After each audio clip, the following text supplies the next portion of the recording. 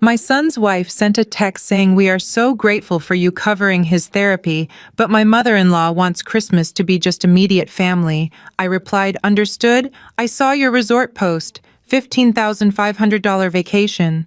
The $1,200 therapy invoice due January 6th is all yours. That week I called a family meeting and brought every receipt. What happened next left them completely speechless. My name is Naomi, and at 34 years old, I never expected to be a widow, funding the extravagant lifestyle of people who openly despise me. 2 years ago, I lost my husband Thomas to a sudden heart attack. He was 20 years my senior, a fact his family never let me forget. To them, I was not a self-made woman who built a healthcare media company from the ground up. To them, I was just the young second wife, the interloper, the woman who had supposedly married into their wealthy dynasty for a free ride. Before I continue this story, let me know where you are watching from in the comments below. Hit like and subscribe if you have ever had to stand up to entitled relatives who treat you like an ATM while disrespecting your boundaries. It was December 23rd, right around 2 in the afternoon. I was sitting in the driver's seat of my Porsche Cayenne with the engine idling outside a high-end toy boutique in Manhattan. I had just spent an hour picking out the perfect sensory-friendly gifts for my 6-year-old step-grandson Toby. That is when my phone buzzed with a text from Vanessa, my 25-year-old stepdaughter-in-law. Hey Naomi, we are so grateful you have been covering Toby's behavioral therapy. It helps him so much. But Beatrice and Leo decided they want Christmas dinner at the Hamptons house to be just immediate family this year. You understand, right? It has been so hard since Thomas passed, and we just need intimate time. Let us do lunch in January. I did not blink. I did not cry. I did not feel the sting of rejection because, frankly, after 2 years of their thinly veiled insults and relentless financial parasitism, the text was not a surprise. It was an insult to my intelligence. Immediate family, I muttered to myself, tapping my manicured nail against the leather steering wheel. I was married to Thomas for 5 years. I had paid for Leo and Vanessa's wedding. I was currently paying the astronomical tuition for the private school Toby barely attended. And yet when it was time for the lavish holiday dinner, I was conveniently excluded so my mother-in-law Beatrice could hold court without looking at the woman she despised. I opened Instagram. Sure enough, there it was at the top of my feed. Vanessa had posted a reel less than an hour ago. Ski trip to Aspen. So blessed to give Toby the magical winter he deserves. The reel showcased a luxury chalet private ski instructors and Vanessa modeling a brand new designer ski suit. I knew exactly how much that specific Aspen package cost because my assistant had booked a similar one for a corporate client last month. $15,500 minimum. I switched back to my messages. I typed my response with deliberate, chilling calm. Understood. Have a great dinner. By the way, I saw your resort post. A $15,500 vacation looks beautiful. The $1,200 invoice for Toby's January therapy is due on the 6th. You will need to cover it. My card is no longer on file with the clinic. I hit send, tossed my phone onto the passenger seat, and pulled out into the New York traffic. I did not even make it 3 blocks before the Bluetooth display on my dashboard lit up. It was Vanessa. The phone rang loudly, the digital interface glowing aggressively in the dark cabin of the car. I let it ring 4 times before I pressed the answer button on the steering wheel. Naomi, are you kidding me right now? Vanessa's voice echoed through the car speakers, stripped entirely of the sickly sweet tone from her text. She sounded breathless and frantic. Hello, Vanessa. No, I am not kidding. Was there a typo in my message? I kept my eyes on the road, my voice perfectly level. You cannot just cut off Toby's therapy, she yelled. He needs that structure. You know, Leo and I are completely tapped out right now. The Aspen trip was mostly funded by Beatrice as an early Christmas gift to us. We just chipped in. Then I suggest you ask Beatrice to chip in for his medical bills, I replied smoothly. If she can afford an $8,000 ski lodge for a toddler who does not even know how to put on snow boots, She can certainly handle a $1,200 invoice. You are punishing a disabled child because your feelings got hurt over a dinner invitation. Vanessa's voice pitched upward, shifting immediately into her favorite role, the victimized mother. That is so sick, Naomi. Thomas would be disgusted with you. The mention of my late husband's name was supposed to be a low blow. Instead, it just fueled the cold fire burning in my chest. Thomas is dead, Vanessa, and my feelings are not hurt. I said, my tone dropping to a dangerous register. My intelligence is insulted. You do not get to banish me from my own family holiday table and then expect me to continue functioning as your personal bank. You are a 25-year-old woman with a husband. Pay your own bills. Before Vanessa could formulate another manufactured sob, there was a scuffling sound on the line. The phone was snatched away. Listen to me, you arrogant witch. It was Leo, my 26-year-old stepson. His voice was thick with entitlement and barely suppressed rage. You are not cutting off a single dime. That is my father's money. You are just the administrative babysitter for his accounts. You legally have to provide for my son. I let out a harsh, genuine laugh. I kept one hand steadily on the steering wheel, navigating the busy intersection. Your father's money. Is that what you still tell yourself, Leo? It is the truth, Leo shouted. The sound of ice clinking against glass in the background suggested he had already started drinking despite it being early afternoon. You walked into this family with nothing but a startup that barely made payroll. My dad built an empire. The trust fund he left is for his bloodline, not for you to hoard like a greedy dragon just because my grandmother does not want your tacky presents ruining her Christmas. My tacky presents, I echoed. I pulled up to a red light and gave the dashboard display my full attention. That is fascinating. Tell me, Leo, what exactly did you use to buy that vintage Rolex you love to flaunt? Because the last time I checked, you have not held a steady job since you quit your boutique consulting gig 3 years ago. You live in a $2 million condo, you drive a sports car, you do not even know how to change the oil on, and your wife spends more on cosmetic fillers than the average American makes in a year. Do you honestly believe Thomas's mythical trust fund is paying for all of that? I know it is. And I will drag you into court if you try to freeze my access to it. He roared into the phone. The lawyer will tear you apart, Naomi. We will expose how you are financially abusing the actual heirs. Let us talk about financial abuse, Leo. Your wife just posted a video bragging about a luxury ski trip to Aspen. $15,500. That is the minimum cost for the private chalet and the exclusive instructors she tagged in her little social media performance. Yet you two are calling me in a panic over a $1,200 medical bill for your own child. You have the audacity to drop 15 grand on snow bunnies and champagne, but expect the woman you just banned from your family holiday dinner to foot the bill for your son's health care. The Aspen trip is different, Leo stammered, trying to regain his aggressive footing. Beatrice paid for most of that.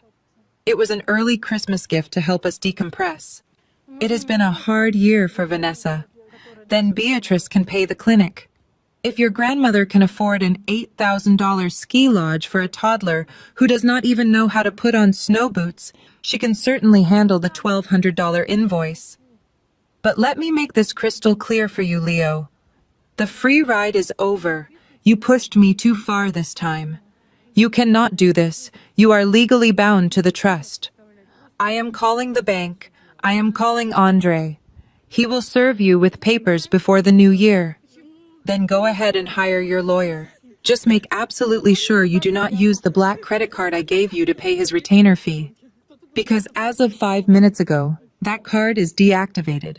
The therapy clinic has been notified that my accounts are no longer associated with Toby's profile. You wanted a Christmas with just your immediate family. Congratulations, Leo. You got exactly what you asked for. Now figure out how to feed them yourself. I pressed the end call button on the steering wheel, cutting off his string of loud profanities. The sudden silence in the cabin of the Porsche was beautiful, but I knew the peace would not last. They thought they had me backed into a corner. They thought my fear of bad public relations and my lingering respect for Thomas would keep me obedient and paying their bills forever. The horn of a taxi behind me blared, signaling the light had turned green. I hit the gas, feeling a new sense of clear purpose crystallizing in my mind. Leo and Vanessa were just the noisy symptoms of the real problem. Beatrice was the ultimate disease. My 70-year-old mother-in-law had never worked a single day in her life. She had married into old money, watched her husband lose a massive chunk of it, and then attached herself like a leech to Thomas, her eldest son. When Thomas married me, she treated me like the hired help who had somehow tricked her brilliant boy into signing a marriage license. Right on cue, exactly 10 minutes after I hung up on Leo, my phone rang again. The caller ID flashed a name I was fully expecting to see. Beatrice Hamptons. I pressed the answer button, keeping my eyes on the road. Good afternoon, Beatrice. I assume you have heard the news. You vindictive, low-class little girl, Beatrice hissed. Her aristocratic cadence, usually reserved for charity galas and exclusive country club luncheons, was trembling with absolute venom. How dare you terrorize my grandchildren on the eve of our holiday? Have you no shame? Shame, I repeated, turning my vehicle onto Park Avenue. Beatrice, I just saved myself $1,200. I am feeling incredibly proud of myself right now. You are going to call that clinic this instant and reinstate your credit card, she ordered. Her tone indicated she firmly believed she still held absolute unquestionable authority over me. If you do not, I will personally call my contacts at the New York Times. You work in healthcare media, Naomi. How do you think your corporate sponsors will react when they read a feature article about a wealthy chief executive officer who financially abuses her autistic step-grandson? I tightened my grip on the steering wheel. It was a classic Beatrice move, weaponizing public relations and twisting the narrative to suit her agenda.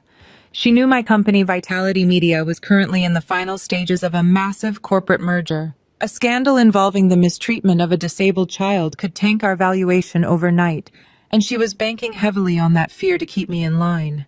You would not dare drag Toby's medical records into the press, I challenged, softly, deliberately testing her boundaries to see exactly how far she was willing to go. Watch me, she snapped back instantly. You owe this family, Naomi. Thomas gave you respectability. He elevated you from whatever working-class gutter you crawled out of. When he married you, he gave you a name that opened doors you could never have unlocked on your own. Do you honestly think those high-level venture capitalists would have taken a meeting with a nobody? It was the Thomas family name that built your little company. That was the ultimate gaslighting. When I met Thomas, he was already quietly drowning in terrible debt. I built my company with my own sweat, working 18-hour days, while Beatrice was busy redecorating the Hamptons estate for the third time. But she had repeated this lie to her friends and to herself so often that she actually believed it was the truth. If Thomas could see you now, he would be utterly disgusted. Beatrice continued, her voice dripping with manufactured sorrow. He loved that little boy. He wanted Toby to have the best care in the world. And you are spitting on his memory over a petty grudge just because you were not invited to a dinner party. You are proving every single thing I warned my son about you. I told him you were nothing but a gold digger who would abandon his bloodline the second he was gone. A gold digger, I said, letting the words hang heavily in the air inside the car. That is a very interesting choice of words, Beatrice, considering your grandson was just screaming at me to hand over the contents of his father's trust fund. That trust fund is his birthright, Beatrice fired back defensively. And as Thomas's widow, it is your moral duty to ensure his descendants are cared for in the manner they are accustomed to. Vanessa is practically having a nervous breakdown right now. She had to cancel her afternoon massage appointment just to deal with the clinic. You have entirely ruined their holiday peace. I am sure Vanessa will recover once she hits the slopes in Aspen, I replied smoothly, refusing to raise my voice. Did she show you the designer ski suit she bought for the trip? It looks very warm. Do not deflect, Beatrice commanded sharply. I am giving you one chance to fix this colossal mistake, Naomi. You will call the clinic and pay the invoice for the entire year up front. Then you will send Vanessa a formal apology for causing her this unnecessary stress. If you do exactly as I say, I might reconsider and allow you to stop by the house for a quick drink on Christmas evening after the real family has finished dinner. Allow me to stop by, I asked, my voice dropping to a dangerously quiet pitch.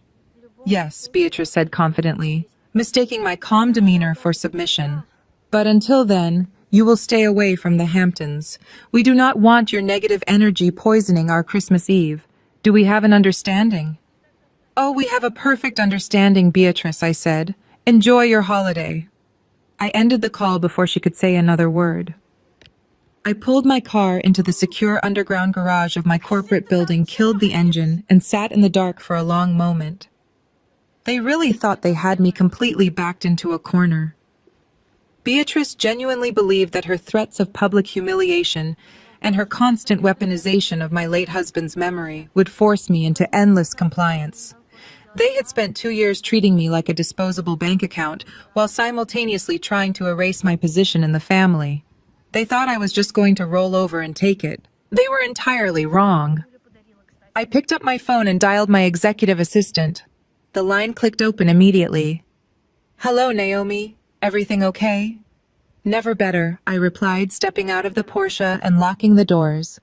I need you to cancel the rest of my afternoon meetings and clear my schedule for tomorrow morning. Done, she said efficiently. What do you need? I need you to pull the complete financial ledgers for the Thomas Family Trust, from the exact day he died. Up to this morning, I instructed, walking toward the private elevator. Then I need you to pull the property deeds for the Hamptons estate. Make physical copies of everything. The elevator doors slid open. I stepped inside, staring at my reflection in the mirrored walls. I was done playing defense. It was time to show Beatrice exactly what kind of working-class gutter I came from. Stepping out of the elevator into the penthouse suite of Vitality Media, I felt a profound sense of clarity. The glass doors parted smoothly. Megan. My executive assistant was already waiting by my desk, with 2 thick manila folders, just as I had requested. She took one look at my face and wisely decided not to ask any questions. I walked into my corner office overlooking the Manhattan skyline. I dropped my handbag onto the leather sofa and took the folders from her hands. Thank you, Megan. You can head home early for the holiday. After she left, I sat down at my massive oak desk and opened the first folder. Let us look at the great myth of the Thomas Family Trust, I said aloud to the empty room. The bank statements were meticulously organized and highlighted in neon yellow. Every single luxury expense Leo, Vanessa, and Beatrice had enjoyed for the past 24 months was laid bare in black and white ink. I traced my finger down the columns of numbers, feeling a dark sense of vindication. There was the $5,000 charge for Leo repairing his Porsche in February. There was the $12,000 Vanessa spent at the designer boutique in June. There was the $25,000 invoice for Beatrice, visiting an exclusive rejuvenation clinic in Switzerland just last month. The list went on and on. $500 for private golf lessons. $2,000 for imported caviar and champagne. All of it routed directly through my black corporate credit card. All of it subsidized entirely by my company revenues. Then I opened the second folder containing the property deeds and the legal loan agreements. The Hamptons estate, the crown jewel of Beatrice's social identity, was officially listed as collateral. I picked up my phone and dialed Andre.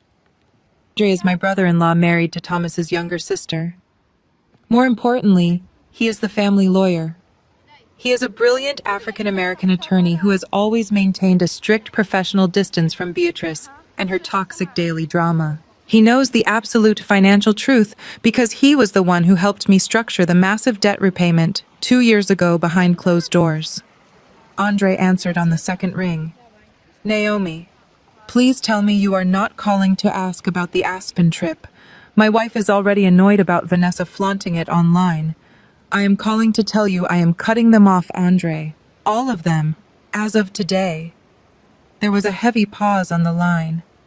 Are you absolutely sure, Naomi? Once we open this door, there is no closing it. Beatrice will declare an all-out war. She will try to destroy your reputation. She already tried. I replied, my voice unwavering. She banned me from the Christmas Eve dinner because she only wants immediate family present. Then she demanded I continue paying Toby's medical bills while she bankrolls a luxury ski vacation for her deadbeat grandson. I am done playing the silent, unseen benefactor to people who treat me like dirt. I could hear Andre sighing deeply, a sound of reluctant but firm agreement. I have been telling you to cut the financial cord for 2 years, Naomi. Thomas left an $8 million disaster. You paid it off with your own money to protect the family name. They have zero idea how close they came to total public bankruptcy. They are going to find out tomorrow night, I said, my voice steady and cold. I am crashing the Hamptons dinner. I want you there, Andre. Bring the official documents regarding Addendum B. You are going to trigger the default clause, Andre asked, his tone shifting instantly from cautious brother-in-law to razor-sharp legal mode. The grace period on the collateral loan expired yesterday, I reminded him. I own the Hamptons house. I own the luxury cars. I own everything they currently think is theirs. Bring the paperwork, Andre. It is time for a severe reality check. I will see you tomorrow night, Naomi. Wear something intimidating. The next 24 hours passed in a blur of calculated preparation. I did not answer the 5 angry voicemails from Vanessa. I ignored the demanding text messages from Leo. I let the silence do the heavy lifting, letting their anxiety build to an absolute boiling point. By 6:00 on Christmas Eve, the Manhattan streets were quiet, covered in a fresh layer of white snow. I stood in my walk-in closet, selecting my armor. I bypassed the modest conservative dresses Beatrice always pressured me to wear. Instead, I chose a tailored crimson power suit with sharp shoulders and a plunging neckline. It was bold, unapologetic, and intimidating.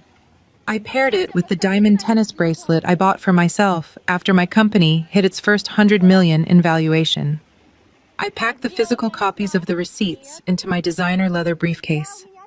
The drive to the Hamptons took exactly 2 hours. The snow fell gently against my windshield, a stark contrast to the absolute storm I was about to unleash. I pulled onto the private gravel driveway of the massive beachfront estate. The house was brilliantly illuminated. Luxury cars were parked along the edge, including Leo's Porsche and the vintage Mercedes Beatrice insisted on keeping. Through the expansive floor-to-ceiling windows, I could see the exclusive dinner party in full swing. Crystal glasses were raised. Waitstaff in crisp white uniforms circulated with silver trays of expensive appetizers. Beatrice stood at the head of the long mahogany dining table, draped in pearls, holding court like a queen among her wealthy socialite friends. She wanted immediate family. She wanted to pretend I did not exist. I stepped out of the car, the frigid ocean breeze biting at my face. I grabbed my briefcase. I did not bother knocking. I pushed open the heavy oak front doors and stepped into the grand foyer, my heels clicking loudly against the imported marble floor. The warmth of the Hamptons estate hit me the second I crossed the threshold. The air was thick with the scent of roasted duck-white truffles and expensive cedar wood burning in the massive stone fireplace. From the foyer, I could hear the delicate sound of a live string quartet playing a classical arrangement of winter carols. I walked purposefully toward the grand dining room, my crimson power suit a sharp contrast to the muted, elegant tones of the house. The moment I stepped through the arched doorway into the dining room, the conversation abruptly died. It was as if someone had pulled the plug on the entire party. One of the violinists fumbled a note, and the quartet slowly ground to a halt. 30 pairs of eyes turned to stare at me. These were Beatrice's closest allies, wealthy investors, local politicians, and country club socialites, who had all been fed the carefully crafted lie that I was nothing more than a greedy outsider. Beatrice was standing at the head of the long mahogany table, a crystal champagne flute in her hand. When she saw me, all the color drained from her perfectly powdered face. For a fraction of a second, her mask slipped entirely, revealing the pure, unfiltered hatred she harbored for me. Then, realizing her prestigious guests were watching, she quickly plastered on a strained, artificial smile. Leo, who was seated halfway down the table, actually choked on his wine. He coughed violently, pounding his chest, while Vanessa shrank back into her velvet chair, looking like a deer caught in the headlights. At the far end of the table, Andre sat quietly. He did not look surprised. He simply took a slow, deliberate sip of his bourbon and leaned back in his chair, watching the scene unfold. Beatrice handed her glass to a passing waiter and marched toward me with quick, aggressive strides. She stopped barely 2 feet away, lowering her voice to a harsh, furious whisper that only I could hear. "What is the meaning of this, Naomi?" she hissed, her eyes darting nervously back toward her guests. "I told you specifically that you were not welcome here tonight. You are humiliating yourself. Turn around and walk out that door right now before I have the security team physically remove you from the premises." I did not lower my voice. I spoke at a perfectly normal conversational volume, allowing my words to carry across the silent dining room. "I am not going anywhere, Beatrice. You said you wanted to celebrate with the immediate family. I was married to your son for 5 years. I paid for the very catering staff serving your guests tonight. I am exactly where I belong." A collective gasp rippled through the room. The wife of a prominent local judge whispered something to her husband behind her hand. Beatrice's face flushed a deep mottled red. Her carefully constructed image of the gracious, grieving matriarch was cracking wide open in front of her most important peers. "Keep your voice down," Beatrice demanded, stepping closer and attempting to grab my arm. "You are making a scene in front of my friends. You are drunk or out of your mind. I will not allow you to ruin my holiday with your pathetic attention-seeking behavior." I smoothly stepped out of her reach, adjusting my grip on my leather briefcase. "Do not touch me, Beatrice," I said coldly, "and I am entirely sober. I just decided I was tired of being the silent ghost in this family. I am tired of being the villain in the stories you tell your friends while you simultaneously rely on me to fund your extravagant reality." Leo abruptly stood up from the table, his chair scraping loudly against the hardwood floor. He threw his linen napkin down and stormed over to stand next to his grandmother.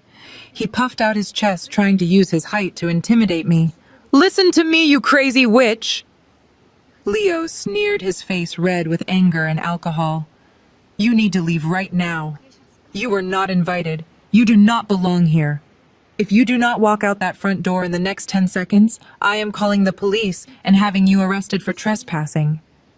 "Trespassing," I repeated, letting out a sharp, humorless laugh that echoed off the high vaulted ceiling. "That is a fascinating threat, Leo. Truly it is. But before you call the authorities, you might want to understand exactly who you are threatening and what it is going to cost you." I walked past him, ignoring his posturing entirely. I moved directly toward the center of the long dining table, right where the elaborate floral centerpiece was arranged. I placed my heavy leather briefcase flat on the polished mahogany surface and popped the twin brass latches. The sharp, metallic click sounded like a gunshot in the dead silent room. Every single guest at the table leaned forward in their chairs, completely captivated by the unfolding drama. Beatrice tried to lunge forward to stop me, but Andre suddenly stood up from his seat, raising a hand to halt her. "Let her speak," Beatrice, Andre said, his deep voice carrying absolute authority. "Let us see exactly what she brought here tonight." I opened the briefcase. I reached inside and pulled out 3 massive stacks of meticulously organized financial documents. Each stack was bound by heavy black binder clips and tagged with bright yellow sticky notes. I lifted the entire heavy bundle and slammed it down onto the polished mahogany table right next to the crystal vase of white winter roses. The heavy impact rattled the expensive silver cutlery and caused Vanessa to physically jump in her seat. "These," I announced, my voice echoing clearly across the expansive dining room, "are the official bank statements and credit card ledgers for the Thomas Family Trust. They cover the exact 24 months since my late husband passed away. I know Beatrice has told all of you that Thomas left behind a massive fortune. I know she loves to brag about the generational wealth of this family to anyone who will listen. But since she decided to exclude me from this intimate gathering because I am supposedly not immediate family, I decided it was time to share exactly how this immediate family survives." Beatrice lunged forward, her manicured hands grasping frantically at the papers. Naomi, stop this insanity right now, she hissed desperately. You are invading our private family matters. I slammed my hand down on top of the document, stopping her cold. Privacy, I asked sharply. You lost your right to privacy when you demanded I pay a $1,200 medical bill for your grandson while you simultaneously bankroll a $15,000 luxury ski trip to Aspen. I pulled the first highlighted page from the top of the stack and held it up high for the wealthy guests to see. Let us start with Leo, I said, turning my cold gaze to my 26-year-old stepson. He was currently gripping the edge of the table so hard his knuckles were completely white. On February 14th of this year, Leo brought his vintage Porsche into a luxury auto shop in Manhattan. He requested a custom exhaust system and extensive cosmetic repairs. The total came to exactly $5,400. Did the Thomas Family Trust pay for that? No, it did not. The charge was run directly through my corporate black card. Murmurs broke out immediately among the guests. A prominent local real estate developer sitting near the end of the table raised his eyebrows in absolute shock. Leo tried to stand up, his face flushing a dark, angry red. That was a loan. He stammered loudly, trying to save face in front of the crowd. I told you I was going to pay you back when my consulting business took off. Your consulting business does not exist, Leo. I shot back without missing a beat. You do not even have a business license. I pulled the next highlighted page, tossing it casually toward Vanessa. Then we have Vanessa, I continued. On June 2nd, she visited the Hermes boutique on Madison Avenue. She purchased a designer bag and several imported silk scarves. The grand total was $12,850. Vanessa, did you use your husband's grand inheritance for that shopping spree? No, you did not, because the invoice was paid entirely by Vitality Media, my company.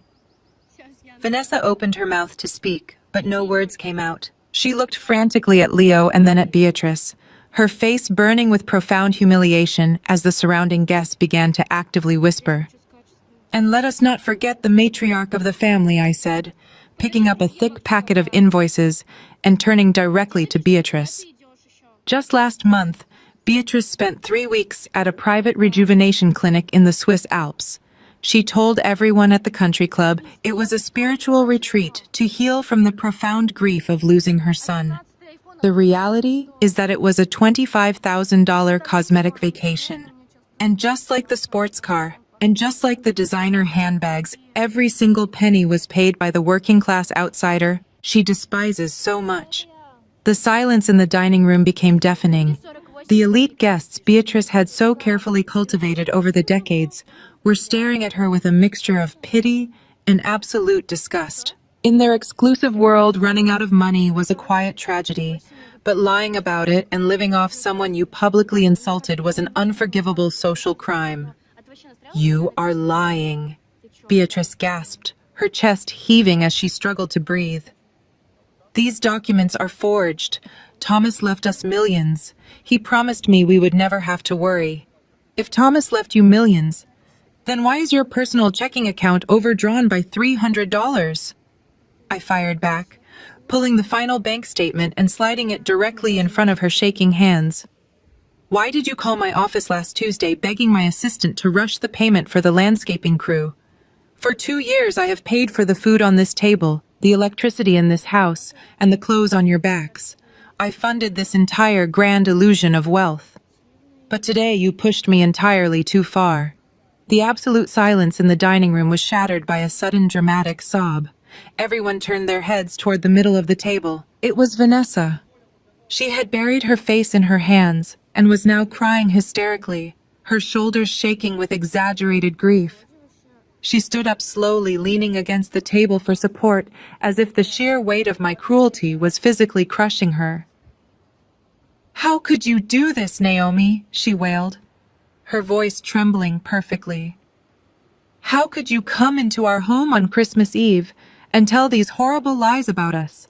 You are trying to destroy our family just because you are jealous of the bond we share. I watched her performance with zero sympathy. The wealthy guests, however, looked uncertain. Vanessa was young, and she was playing the role of the bullied young mother to absolute perfection.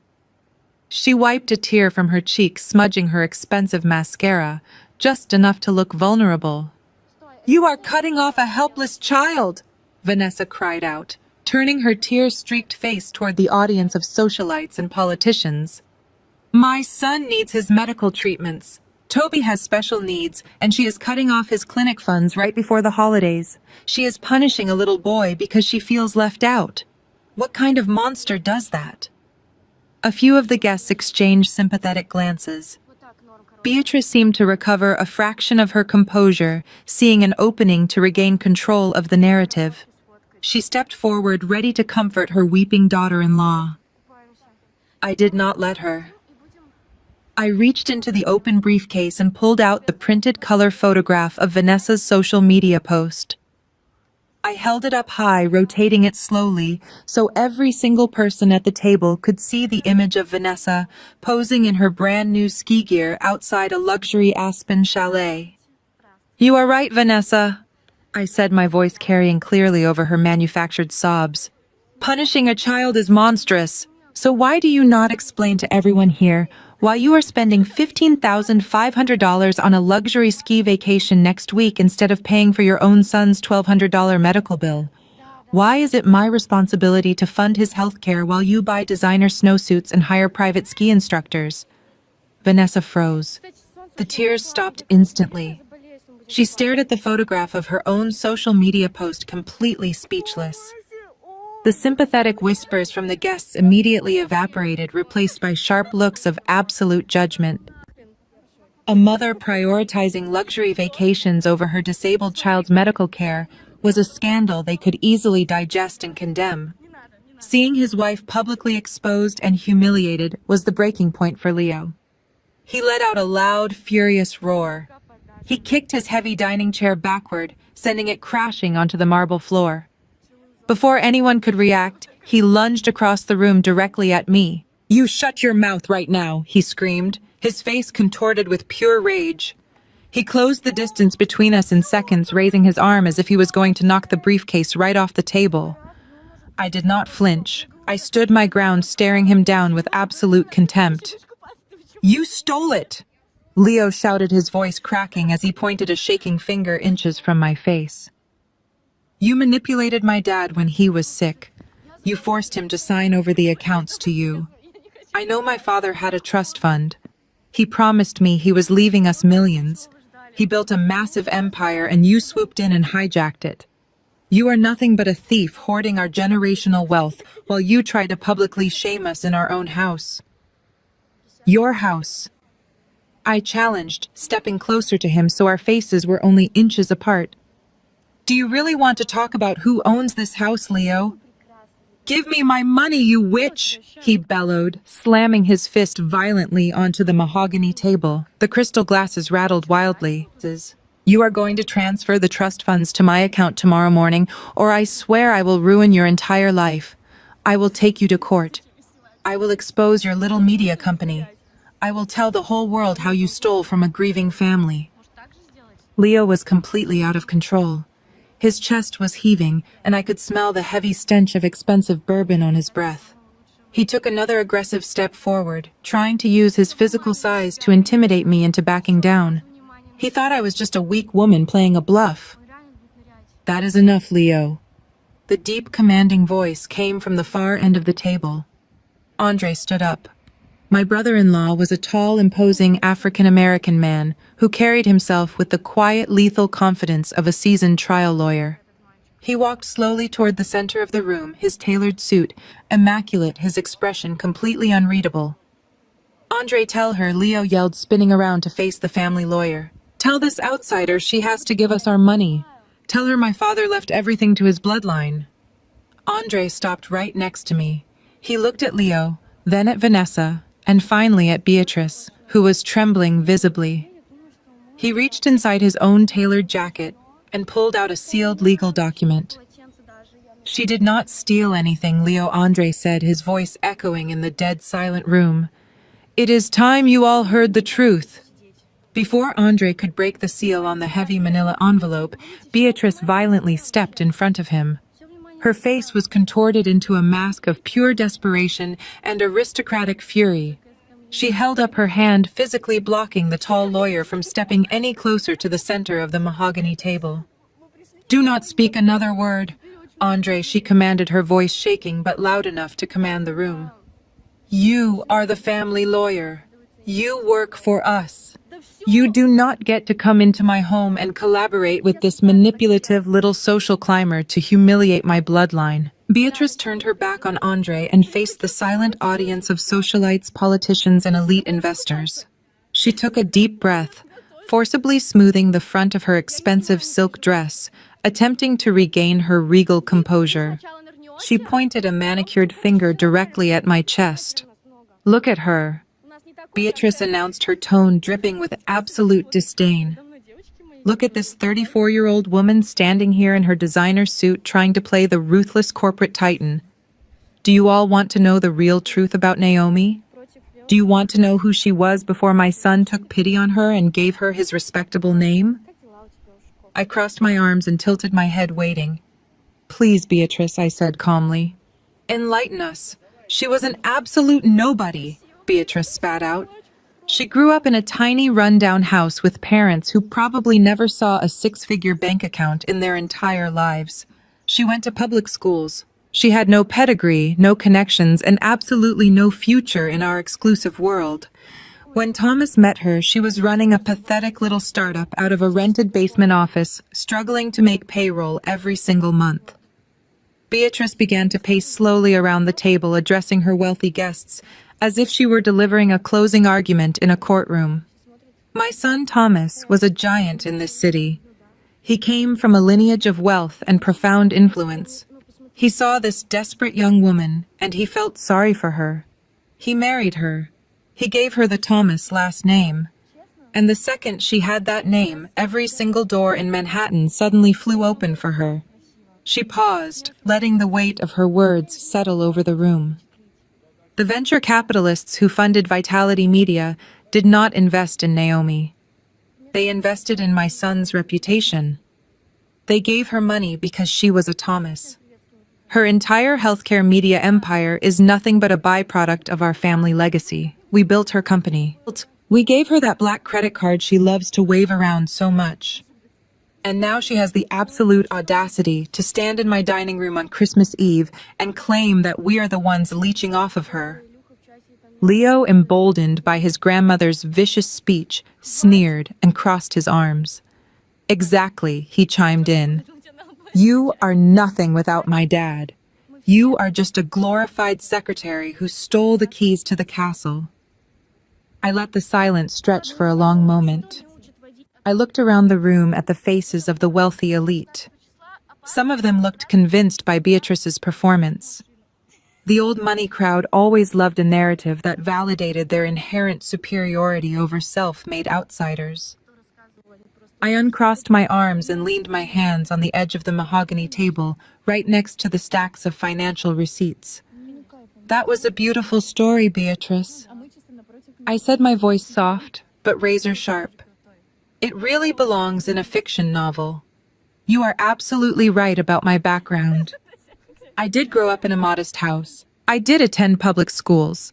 I learned the value of $1 by working 18-hour days instead of attending country club luncheons. But let us examine the glaring flaw in your little fairy tale." I picked up one of the bank statements and held it up in the air. "If the Thomas legacy is so incredibly powerful, and if your family name is the magical key that built my entire corporate empire, then why exactly is the Thomas Family Trust completely bankrupt?" Beatrice flinched as if I had struck her across the face.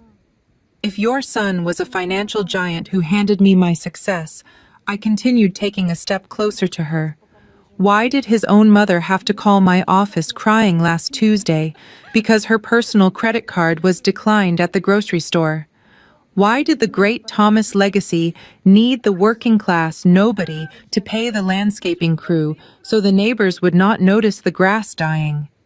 "You shut up," Beatrice hissed, her eyes widening in sheer panic. "You love this narrative," I said, raising my voice just enough to dominate the room completely.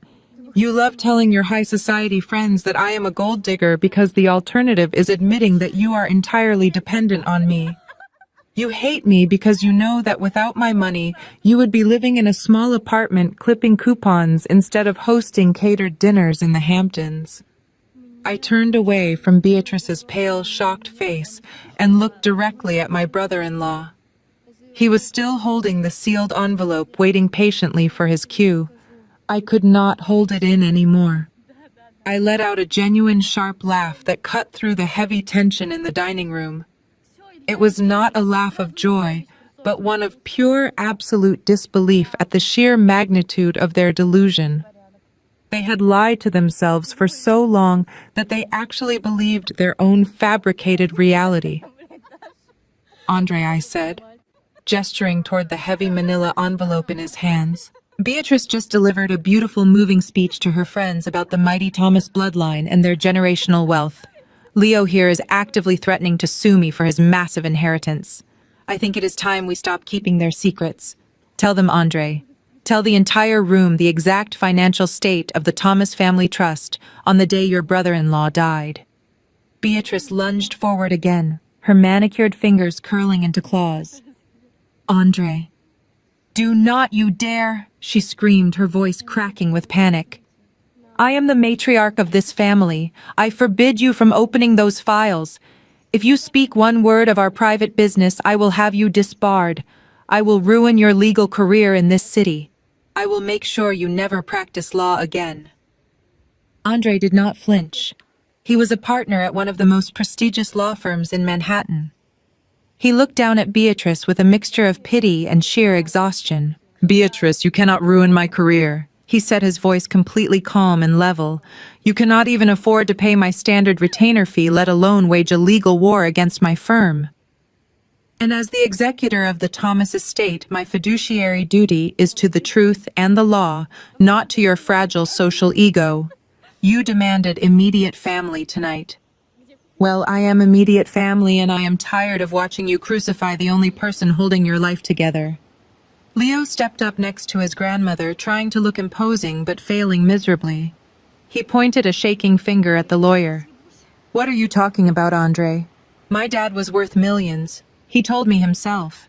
He promised me the trust was locked up for me and Vanessa to use whenever we needed it.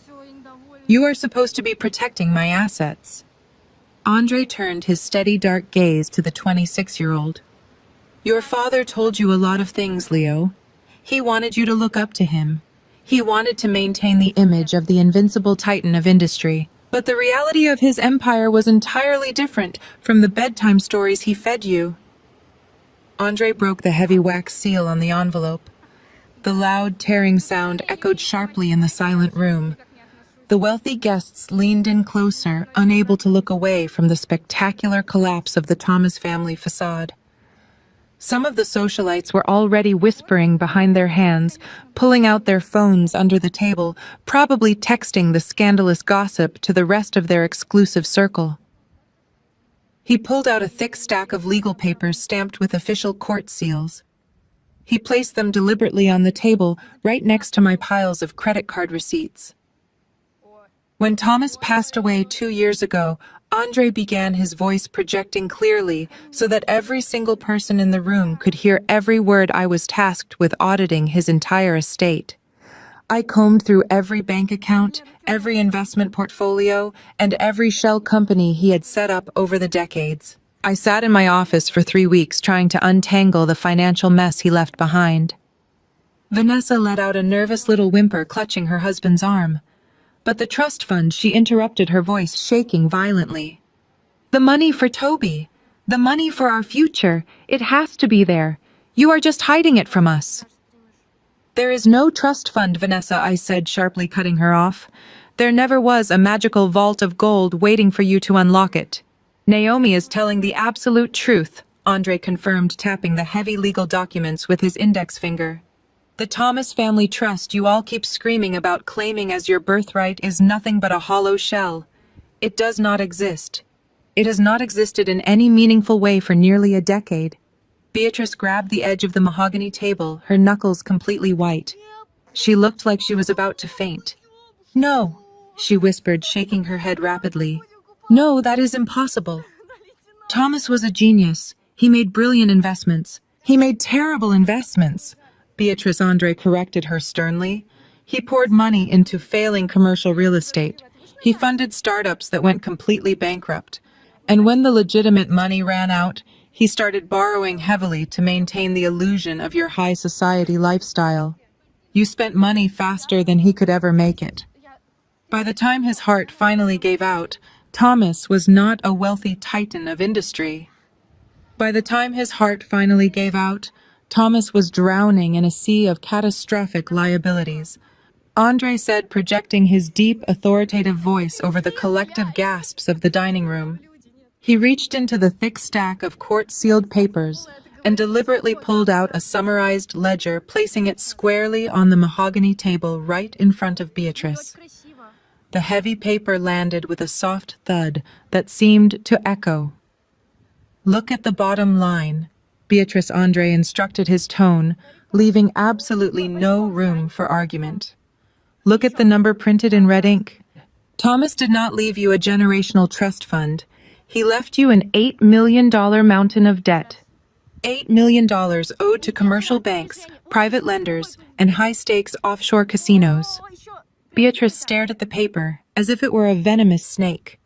The murmurs among the wealthy elite guests escalated instantly into a chaotic symphony of shocked whispers. In their exclusive social circles, an $8 million debt was not just a simple financial misstep, it was a spectacular and unforgivable ruin. "That is a complete lie," Leo shouted, his face twisting into an ugly mask of denial. He marched around the table and snatched the ledger out of his grandmother's trembling hands. "You fabricated these documents with her. My father was a financial genius. He would never gamble away our money. He had offshore accounts. He had hidden assets waiting for me and Vanessa.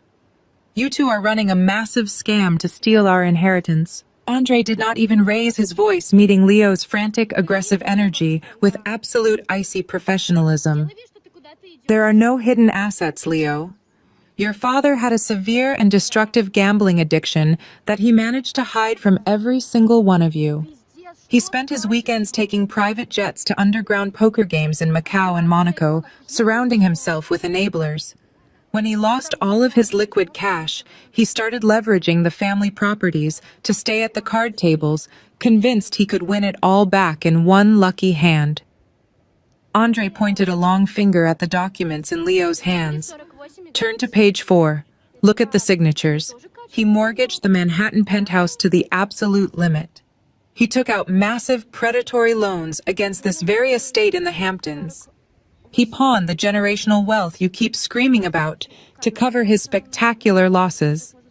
He borrowed from dangerous people who do not negotiate gracefully." Vanessa covered her mouth with both hands, letting out a muffled, terrified shriek. "So we have nothing?" she asked, her voice trembling violently as she looked around the luxurious dining room. "Toby's future, the inheritance, the properties. You are telling me it is all completely gone. It was gone 3 years before Thomas even passed away." Andre corrected her, flatly adjusting his tailored suit jacket. "The banks were actively preparing to foreclose on this Hamptons estate the very week of his funeral. The private creditors were lining up to seize the luxury cars, the art collection, the jewelry, and every single bank account tied to the Thomas family name. You were exactly 5 days away from being dragged out of this house by federal marshals and publicly humiliated on the front page of the financial tabloids." The color drained entirely from Beatrice's face. She sank heavily back into her velvet chair, her regal posture entirely collapsing. The heavy diamond necklace around her throat suddenly looked like a tight chain dragging her underwater. She looked up at the African-American lawyer, her eyes wide and bloodshot, stripping away decades of arrogant pride in a single moment. "If we were entirely bankrupt," Beatrice whispered, her voice barely audible over the ringing silence of the room, "then how did we keep this house? How did we pay for that massive funeral? How are we still sitting here eating roasted duck and drinking imported champagne?" Andre turned his body, slowly shifting the attention of the entire room directly onto me. "Because of Naomi," he stated clearly. While you were busy planning a funeral fit for a king and ordering custom imported floral arrangements, Naomi was sitting in my law office, negotiating with incredibly aggressive creditors. She used her own corporate capital from Vitality Media to satisfy the most immediate and dangerous debts. Leo shook his head, stepping backward as if physically repulsed by the truth. No, he muttered, staring blindly at the legal ledger in his hands. She is a nobody. She does not have that kind of money. She has exactly that kind of money. Andre fired back instantly. She assumed the mortgages you could not pay.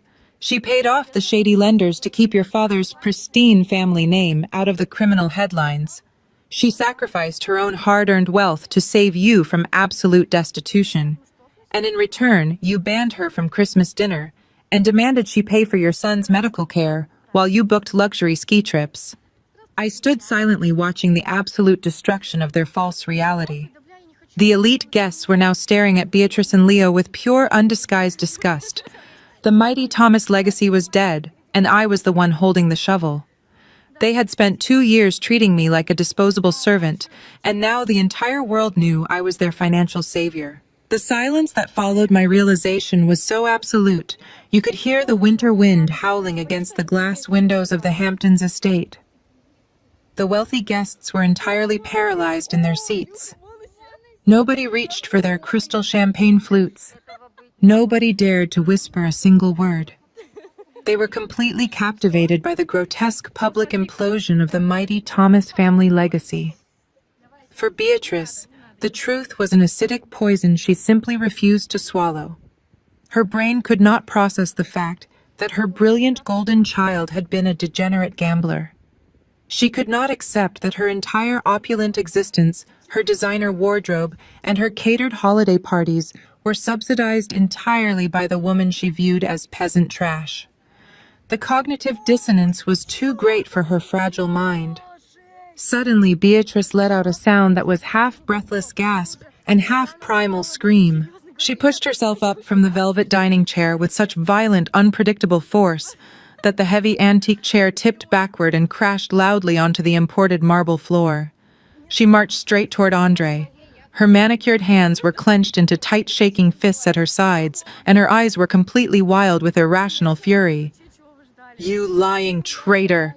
Beatrice shrieked, the veins bulging visibly in her neck. Before anyone in the room could react, she raised her right hand and slapped Andre squarely across the face. The sharp, violent crack of her palm against his cheek echoed like a gunshot through the cavernous dining room. Several of the elite guests cried out in genuine shock.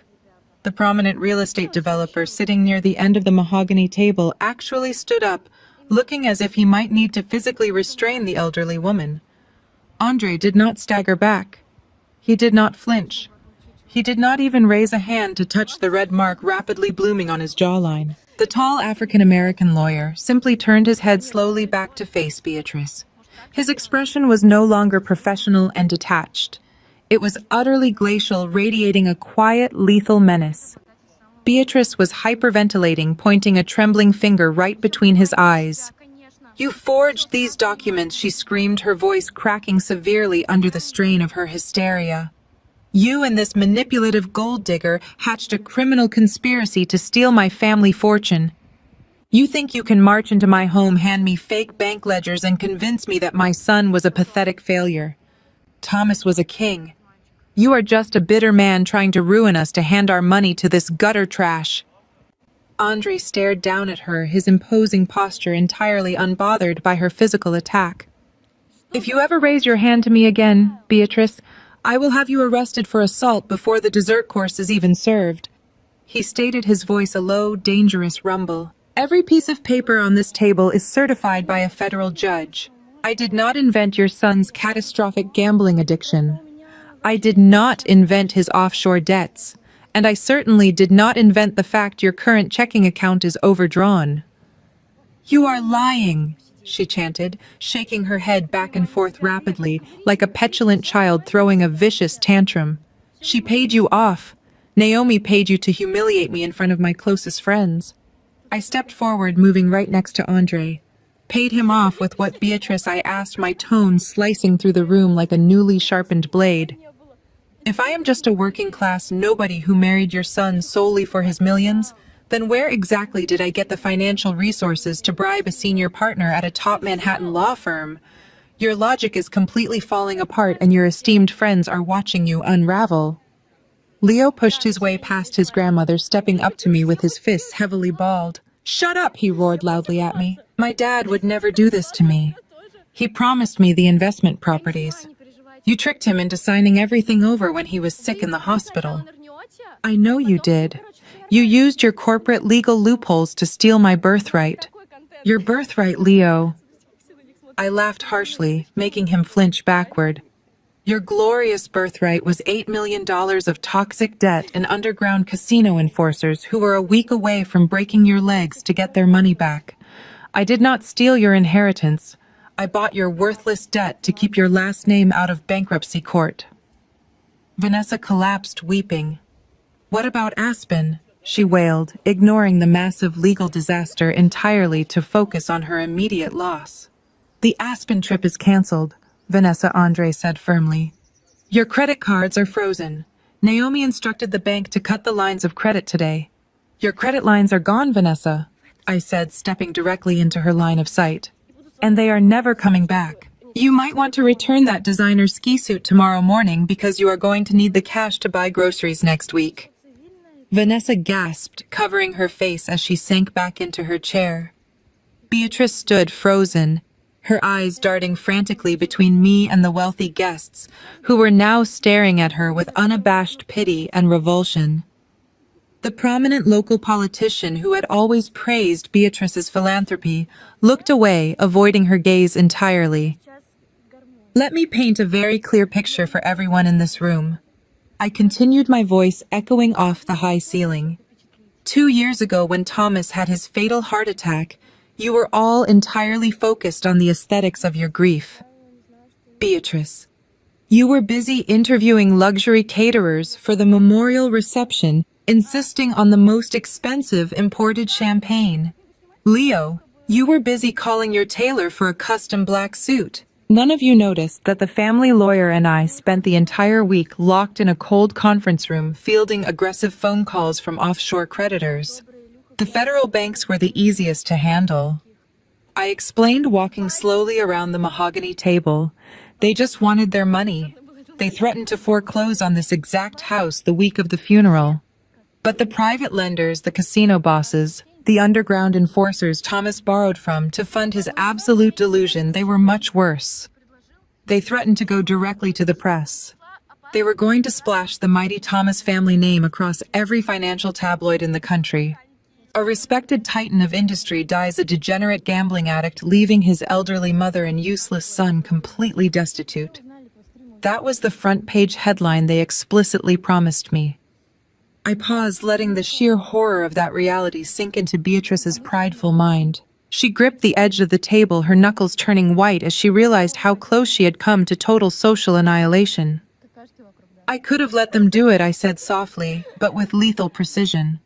"I could have packed my bags, walked out the front door, and let the federal marshals drag you out into the street. It would not have been my debt. But I respected Thomas. He was a deeply flawed man, but he was my husband. Furthermore, my own company, Vitality Media, was preparing for a massive corporate expansion. A sensational public scandal involving my late husband would have severely damaged my own corporate valuation and frightened my investors. So I made a calculated decision," I told the silent room. "I liquidated my personal investment portfolios. I leveraged my own majority shares in Vitality Media, risking everything I had built from the ground up. I took out massive corporate loans under my own name. I raised the $8 million in cash, and I quietly bought every single piece of your toxic debt. I paid off the casinos. I paid off the federal banks. I satisfied the underwater mortgages on the Manhattan penthouse and this Hamptons estate. I wrote those massive multi-million-dollar checks while all of you were busy ordering custom imported orchids for the wake." Leo shook his head violently, his face pale. "No, you're just saying this to make yourself look like a savior. If you paid it off, why did you not just tell us? Why keep it a secret for 2 whole years? Because I knew exactly who you people were. I fired back, looking him dead in the eye. I knew that if I told Beatrice she was bankrupt, her fragile aristocratic ego would completely shatter. I thought if I quietly maintained the illusion of the family wealth, it would give you all time to properly grieve. It was a stupid, naive mistake on my part. I actually believed that if I gave you grace and financial peace, you might eventually treat me with basic human decency. I walked back toward the stacks of bank statements resting on the table. But the exact opposite happened. The more I paid, the more arrogant you became.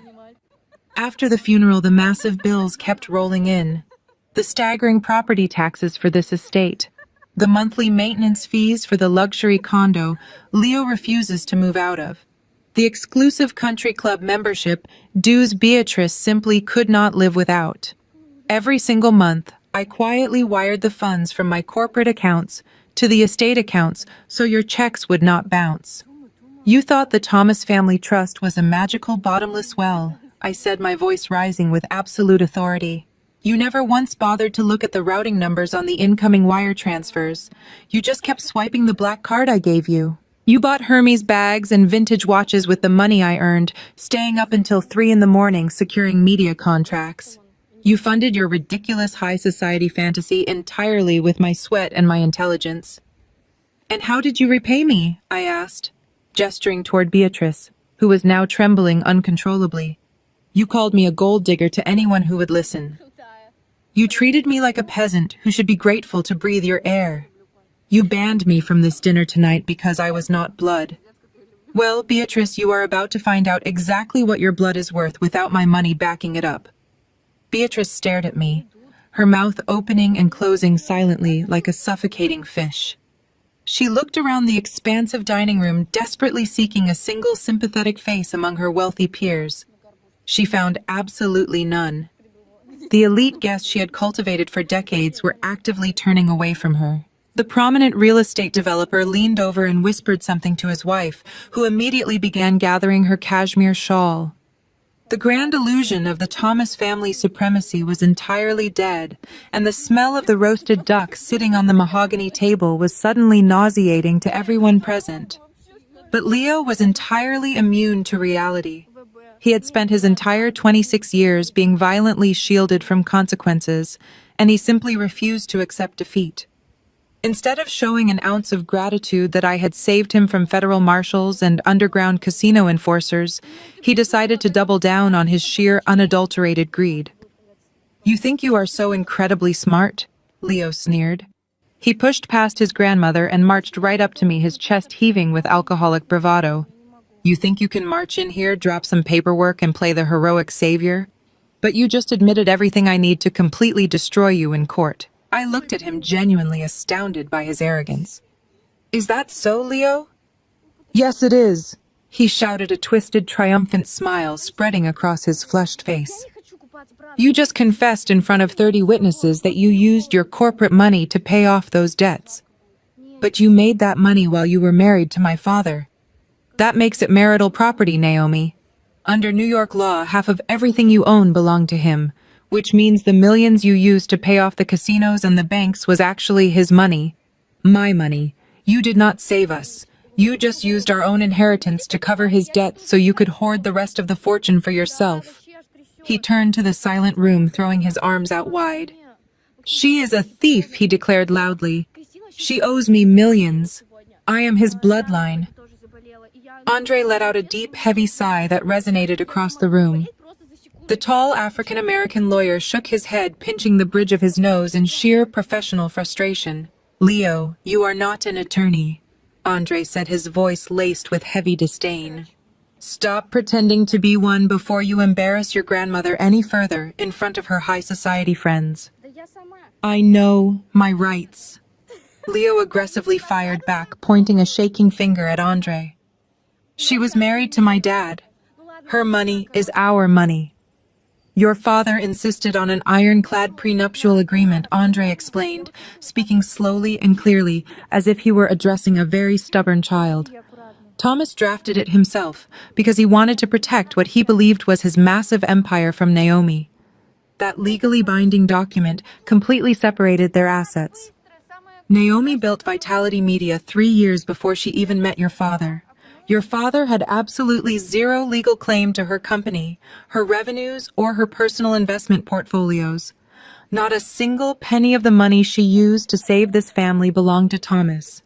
I do not care about a stupid piece of paper, Leo roared, his voice cracking. He completely ignored the legal facts, stepping forward until he was invading my personal space. He tried to use his physical size to tower over me. She is his widow. She has a moral and legal obligation to provide for his direct descendants. She owes me. I am the son. I carry the Thomas family name. I am the true heir to this estate, not some cheap second wife who manipulated her way into our lives. Vanessa, emboldened by her husband's aggressive outburst, suddenly stood up from her chair. He is right, she chimed in, her voice shrill and desperate. You owe Toby. You cannot just leave a helpless child with nothing while you sit in your Manhattan penthouse counting your millions. You have a duty to this family. I did not back away from Leo. I held my ground, staring directly into his bloodshot eyes. I owe you absolutely nothing, I stated, my voice dropping to a dangerous whisper that carried incredible weight. I fulfilled my moral obligation the day I wrote an $8 million check to keep the mob away from your front door. I fulfilled my duty to Thomas by giving his family 2 full years of grace to get their lives together. You took that grace and you squandered it. You spent my money on vintage watches and designer handbags while openly insulting me behind my back. You cannot just walk away, Leo screamed, spraying saliva as he yelled. You are legally bound to us forever. I am legally bound to no one, I replied coldly. And your entitlement is exactly why I am ending this tonight. You thought because I was married to your father I would be a compliant little bank for the rest of your life. You thought you could abuse me and banish me while spending my hard-earned capital. But you forgot one crucial detail, Leo. I reached into my leather briefcase and pulled out the final stack of documents. I pulled the final stack of documents from my leather briefcase and placed them gently on the mahogany table. The crisp white paper felt heavy with absolute finality. While all eyes in the dining room were glued to the paperwork, a sudden movement caught my peripheral vision. Vanessa slowly backed away from her husband. She pressed a trembling hand to her forehead, feigning a sudden dizzy spell in front of the elite audience. She whispered something to Leo about needing to check her phone for a medical update from Toby's nanny and quickly slipped out of the grand dining room. I let her go. She was nothing but a minor distraction compared to the legal execution I was about to perform. What I did not know at that exact moment was that Vanessa had not gone to check on her son. She had retreated straight up the sweeping marble staircase to one of the opulent guest bathrooms. She stood in front of the gold-plated mirror, purposefully smudging her expensive waterproof mascara down her cheeks to look utterly distraught. She messed up her perfectly styled hair. Then she pulled out her phone, opened her social media application, and hit record. Vanessa delivered the acting performance of a lifetime. She stared directly into the camera lens with wide, terrified eyes. She began the video with a choked sob, claiming she was hiding in a bathroom on Christmas Eve because her family was under a malicious financial attack. She used every single buzzword she knew would trigger massive online outrage. She called me her 34-year-old billionaire stepmother. She completely omitted the massive $8 million gambling debt Thomas had left behind. She conveniently forgot to mention her $15,000 luxury ski vacation to Aspen, or her $12,000 designer shopping sprees. Instead, she told her thousands of followers that I had marched into their home on a sacred holiday and maliciously cut off the medical funding for her severely autistic toddler out of pure, wicked spite. Please help us, Vanessa pleaded in the highly edited video, wiping away a fake tear. She has frozen our bank accounts. She is trying to throw a disabled 6-year-old child out into the cold on Christmas because she hates my husband. She is using her massive corporate wealth to silence us and financially abuse us. Please share this video so the world knows what the Chief Executive Officer of Vitality Media is really doing behind closed doors. She did not just post it to her own followers. She deliberately tagged several major celebrity gossip accounts, local New York news stations, and corporate accountability watchdogs. She knew exactly what she was doing. She was attempting to trigger a massive public relations nightmare that would force my board of directors to panic. She believed the resulting corporate scandal would force me to capitulate to her demands and reinstate their limitless bank accounts just to save my company's stock from completely crashing. Downstairs in the dining room, I stood in front of Beatrice and Leo, completely unaware of the digital bomb that had just been detonated. I tapped my manicured fingernail against the final stack of legal documents. Vanessa slipped back into the dining room, her phone clutched tightly to her chest. She stood behind Leo and gave him a very subtle nod. A sudden wave of smug confidence washed over Leo's face. He thought his wife had just secured their ultimate leverage. I looked at the two of them. Their sheer audacity was almost impressive. They were standing in a house they did not own, surrounded by high society guests, who now openly despised them, trying to intimidate the woman who held their entire financial existence in her hands. Andre noticed Vanessa's smug expression as well. The tall African-American lawyer narrowed his dark eyes, observing the sudden arrogant shift in the young couple's demeanor. He leaned over to me and spoke in a low voice meant only for my ears. "She just did something incredibly stupid, Naomi. I can see it in her eyes." "Let her," I whispered back without breaking eye contact with Leo. "Whatever she just did, it is not going to stop what is coming next." Within 10 minutes of Vanessa returning to the dining room, the digital fallout began.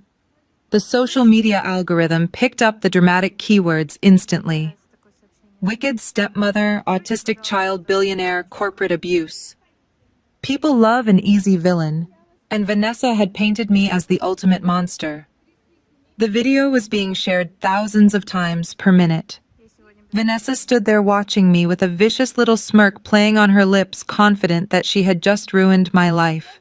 She firmly believed that the court of public opinion would be my ultimate downfall, but she had gravely miscalculated one very important detail about my corporate strategy. My phone began to vibrate violently inside my leather briefcase. The buzzing sound was obnoxiously loud against the polished mahogany table, cutting right through the heavy tension in the dining room. I glanced down. The caller identification flashed the name David. He was the chairman of the board for Vitality Media and my lead corporate investor.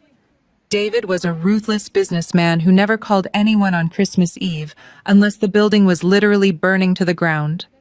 I pulled the phone out and answered it, pressing the speaker button so the entire room could hear exactly what was happening. "David," I said calmly, "happy holidays.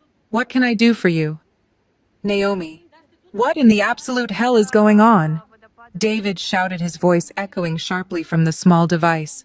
"My entire public relations team just woke me up. A video of your stepdaughter-in-law is going viral across every major social media platform.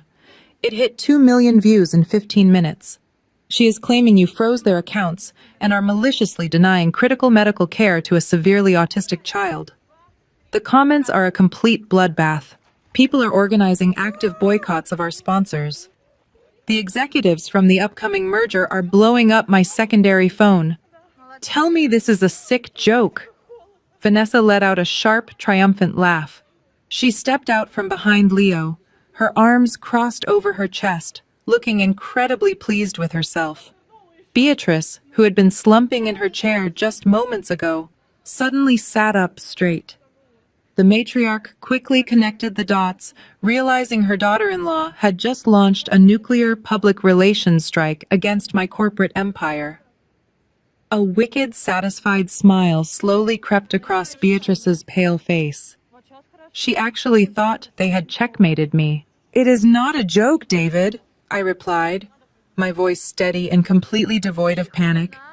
"Vanessa is throwing a digital temper tantrum because I refuse to continue funding her luxury ski trips to Aspen." "I do not care about a ski trip," Naomi, David barked back, his anxiety spiking. "We are 3 weeks away from closing a 9-figure merger. Our corporate partners do not want to inherit a massive public scandal involving disabled children. You need to fix this right now. Pay whatever you have to pay to get that video taken down and issue a public apology immediately." Leo stepped forward, practically vibrating with arrogant energy. You hear that, Naomi? He sneered, pointing a finger at my phone. Your boss is telling you to surrender. You are going to transfer the trust funds to my account tonight, and you are going to buy my wife a public apology gift. Or we go live on national television tomorrow morning and ruin you permanently. I kept my eyes locked on Leo as I spoke back into the phone. David listened to me very carefully. I instructed, projecting absolute unshakable authority. Do not issue a press release. Do not contact any crisis management firms. Do not engage with the media at all. Let the video stay up. Let it get 10 million views. I want her to dig this hole as deep as humanly possible. I will handle the family tonight. Enjoy your eggnog. I ended the call and tossed the phone back into my briefcase. You are insane. Vanessa spat out her smug smile, faltering slightly at my complete lack of terror. Your company is going to tank. You are going to lose everything you built because you are too stubborn to just write a check. I am not going to lose a single thing, Vanessa, I replied, taking a slow, deliberate step toward her. But you are. You thought a viral video was your ultimate leverage. You thought you could publicly extort me into funding your pathetic existence forever. You forgot that I do not negotiate with terrorists, and I certainly do not negotiate with spoiled, entitled children. I turned my head and looked directly at the family lawyer. Andre had been standing completely still, watching the young couple seal their own absolute doom. Andre, I said, my voice dropping to a terrifyingly cold register. Execute Addendum B. Andre did not hesitate. He reached into his tailored suit jacket, pulled out a sleek silver fountain pen, and stepped right up to the mahogany table. He flipped open the final stack of heavy legal documents I had placed there earlier. Wait, what is Addendum B? Beatrice demanded, her temporary confidence instantly vanishing. What are you signing, Andre? Stop right now. Addendum B. Beatrice, Andre explained without looking up from the paperwork as he quickly and sharply signed his name on the bottom line. It is the acceleration clause embedded deep within the $8 million debt restructuring agreement Naomi orchestrated 2 years ago. It strictly stipulates that if any member of the Thomas family initiates a hostile public action against Naomi or Vitality Media, the grace period on the loan is immediately terminated. Andre capped his pen with a sharp, metallic click. It means the debt is called due in full, right this very second, Andre announced, looking directly at Leo. And since you cannot produce $8 million in cash tonight, Naomi officially takes immediate unhindered ownership of all collateral assets. I did not stay to watch the remaining color drain from their faces. I picked up my leather briefcase, turned my back on the silent dining room, and walked out the front doors of the Hamptons estate. The crisp winter air felt incredibly refreshing. I drove back to Manhattan that night, feeling a profound sense of peace I had not experienced in 2 entire years. I went to sleep in my penthouse, while the digital storm raged outside, completely unbothered by the notifications lighting up my phone. When the sun rose on Christmas morning, the brutal reality of Addendum B began to systematically dismantle their lavish lives. Beatrice was the first to experience the immediate consequences of her profound arrogance. She woke up shivering in her master suite. The heavy silk blankets were not enough to stop the biting winter cold, seeping through the massive windows. She reached out to turn on her bedside designer lamp, but the room remained pitch black. Frowning, she pushed herself out of bed and flicked the main light switch on the wall. Nothing happened. Assuming it was a simple winter power outage, Beatrice wrapped herself in a thick cashmere robe and marched into her ensuite marble bathroom to take a hot shower. She turned the gold-plated faucet. A single pathetic drop of freezing water fell into the pristine tub before the pipes let out a hollow, rattling sigh. The water was completely shut off. Panic began to claw at her chest. Beatrice grabbed her cell phone to call the estate manager. She dialed the number, but the call immediately failed. She looked at the top corner of her screen. Her cellular service had been suspended. I had contacted the utility companies and the telecommunications provider at 6 in the morning. Since I was now the sole legal owner of the estate and the primary account holder for their family phone plans, I simply canceled the services. The Hamptons mansion was no longer a palace of luxury. It was a freezing, dark, empty shell. While Beatrice was having a complete breakdown in the dark, Leo and Vanessa were experiencing their own spectacular public humiliation. They had driven back to their Manhattan condominium the night before, convinced that my legal threats were just empty posturing. To soothe their bruised egos and celebrate their viral video, they decided to do some early morning luxury shopping. They walked into an exclusive designer boutique located in the lobby of a high-end hotel, which always stayed open for wealthy tourists on Christmas Day. Vanessa immediately picked out a $3,000 diamond tennis bracelet, claiming she deserved a shiny reward for handling the immense stress of the family drama. Leo, eager to play the role of the wealthy provider, slapped his black corporate credit card onto the glass display counter. The impeccably dressed sales associate swiped the card through the terminal. The machine let out a sharp, angry beep. The associate frowned and tried it again. Another loud beep.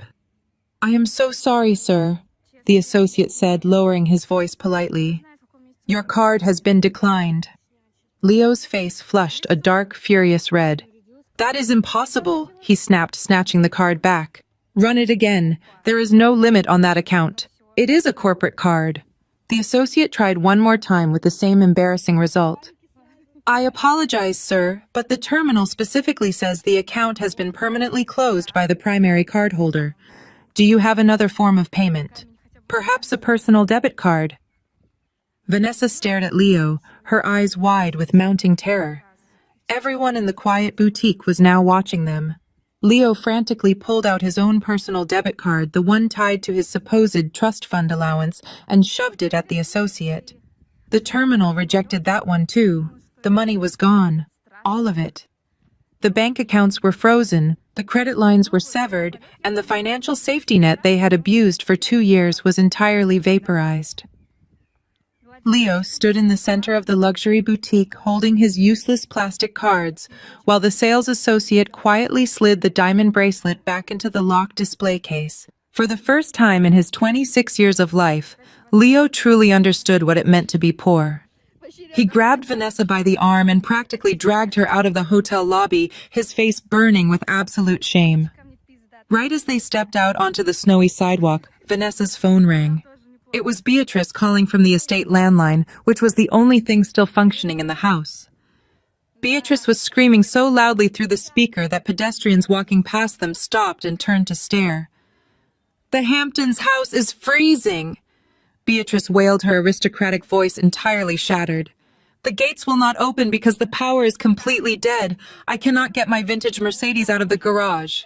The estate manager told me he no longer works for us because his payroll contract was transferred to Vitality Media this morning. Naomi took everything." Leo stood on the freezing Manhattan street corner, staring blankly at the busy holiday traffic. The viral video Vanessa had posted the night before did not save them. The public outrage did not magically deposit $8 million into his bank account. His father's mighty legacy was completely erased in a single morning. "We are going to her office," Leo growled, his voice trembling with a mixture of raw fear and desperate rage. "We are going to march right into her corporate headquarters and demand she turn everything back on. She cannot legally leave us with nothing on Christmas Day." He still fundamentally did not understand the situation. I was not leaving them with nothing. I was simply taking back what was rightfully mine. Less than 2 hours later, a black luxury car service abruptly pulled up to the towering glass facade of the Vitality Media headquarters. Beatrice had somehow managed to hire a private driver from the Hamptons, promising to pay him double his holiday rate upon arriving in Manhattan. When she stepped out onto the freezing corporate plaza, Leo and Vanessa were already pacing furiously on the snow-covered sidewalk. The matriarch looked like a complete disaster. She was wearing a wrinkled cashmere coat over the silk dress she had slept in, and her perfectly styled hair was a frantic mess. Without a clear plan, but fueled entirely by their sheer, unadulterated entitlement, the three of them marched toward the main entrance. The revolving glass doors deposited them into the massive, pristine marble atrium of my corporate building. The lobby was completely empty, save for the towering holiday tree in the center and the high-tech security desk guarding the elevator banks. Leo led the charge. He stomped directly toward the turnstiles, fully expecting his last name to part the Red Sea, just as it had always done in his fabricated reality. He did not even bother to stop at the front desk. He simply tried to push his way through the heavy glass security barrier. A loud electronic buzzer echoed across the quiet lobby, and the glass doors remained firmly locked. "Hey, turn these on," Leo shouted, waving his hand dismissively at the security desk. "I need to get up to the executive penthouse right now." Jackson, the head of building security, stepped out from behind the marble counter. He was a massive, highly trained former military officer who had absolutely zero tolerance for entitled tantrums.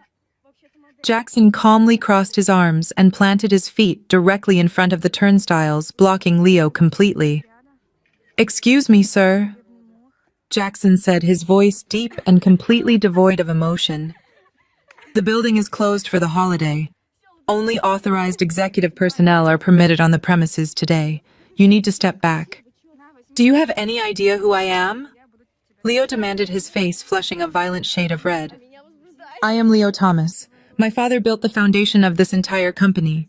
My stepmother is Naomi, the chief executive officer. I demand that you unlock these gates and take me to her office right this second before I have you fired."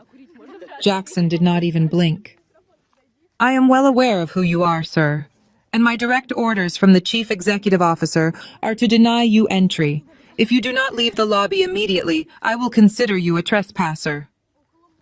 Beatrice pushed past her grandson, attempting to leverage the aristocratic authority she believed she still possessed. "Listen to me, young man," she commanded, pointing a manicured finger at Jackson's chest. "You are making a terrible mistake. This is a private family matter, and we are not leaving this building until Naomi comes down here and fixes the massive financial error she made this morning."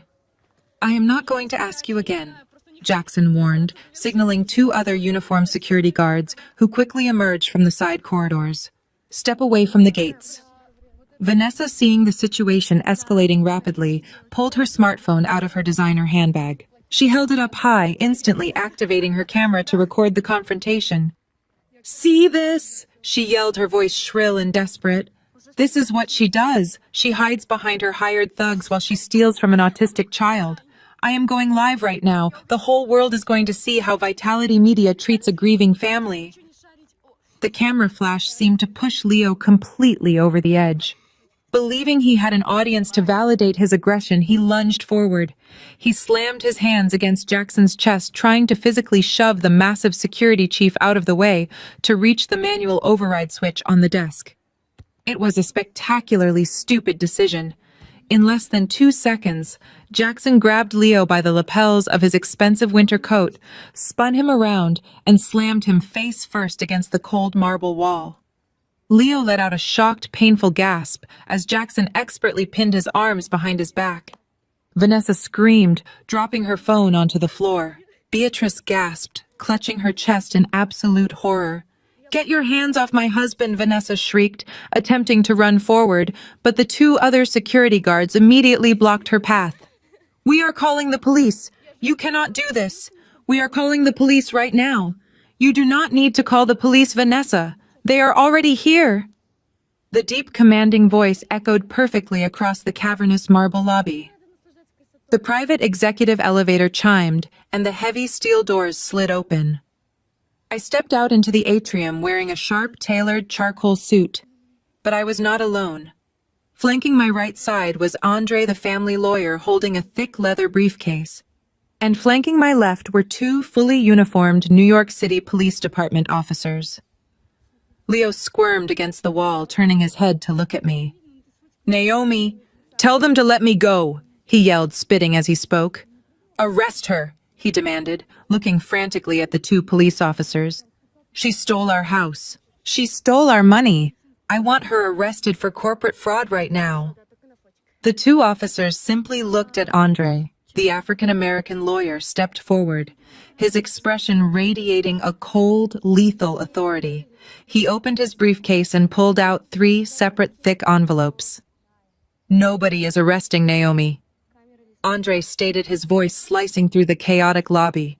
"But they are absolutely prepared to arrest you, Leo, because as of 9 o'clock this morning, you are legally trespassing on private property owned solely by Vitality Media." Andre handed the first envelope to the taller police officer, who began reviewing the documents immediately.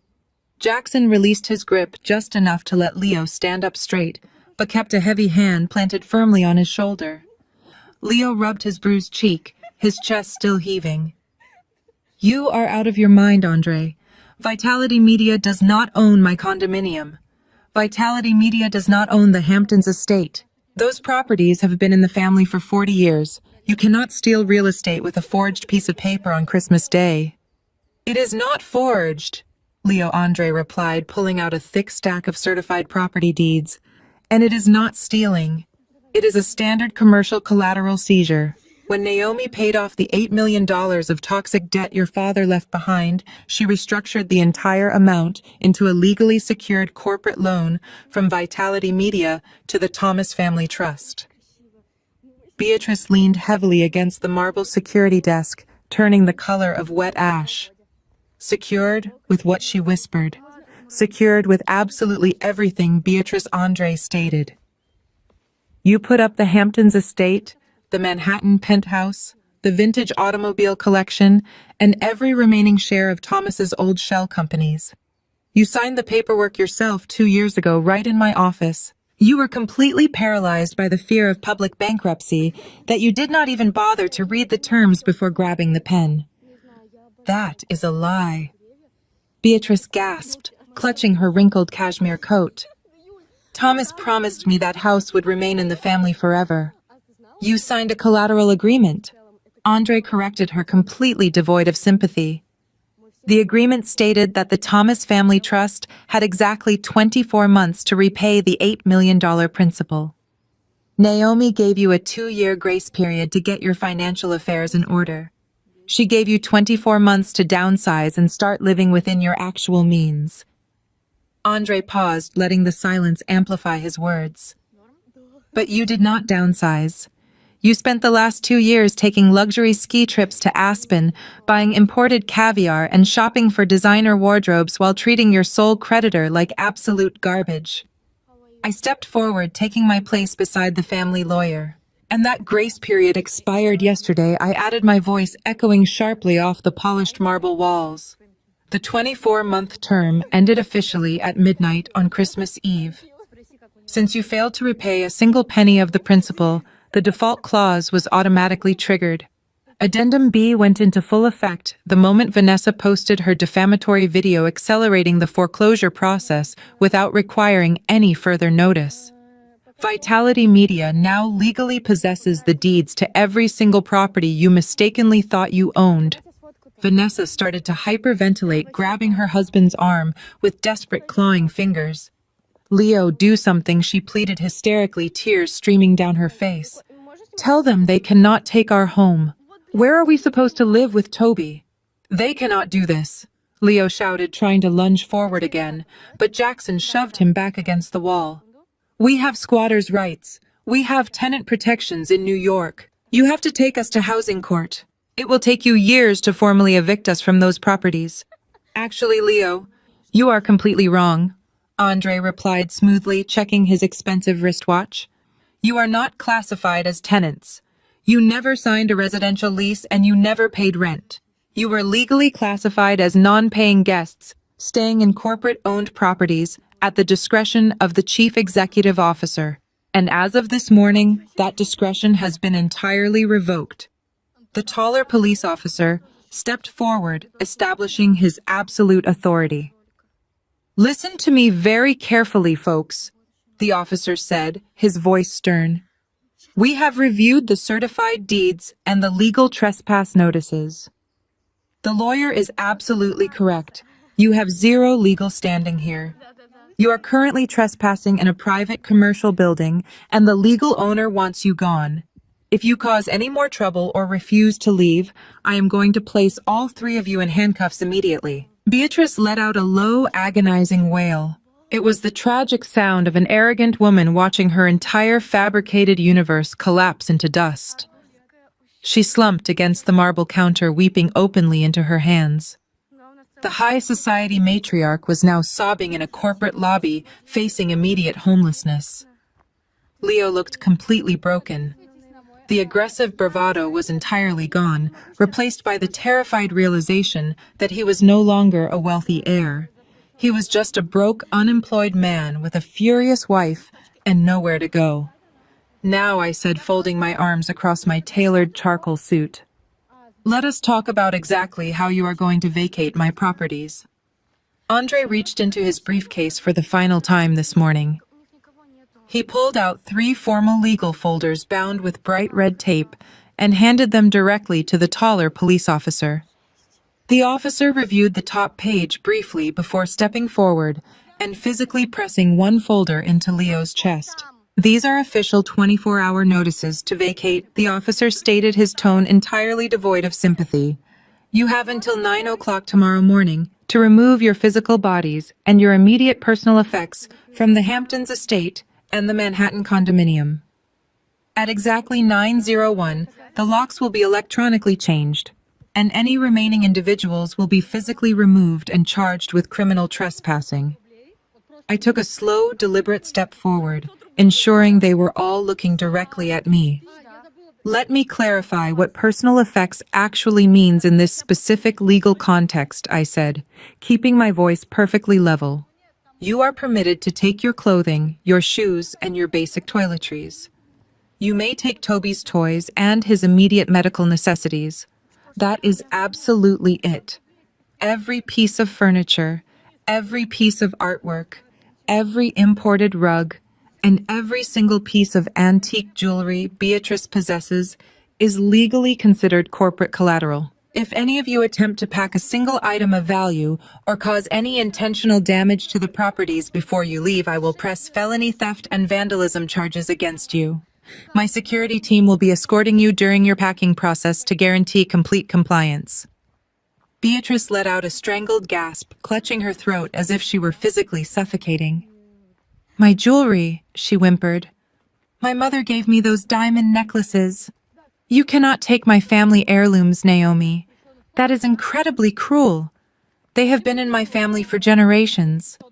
You should have thought about the sentimental value of your jewelry before you signed it away to cover your son's underground casino debts," Beatrice first replied coldly.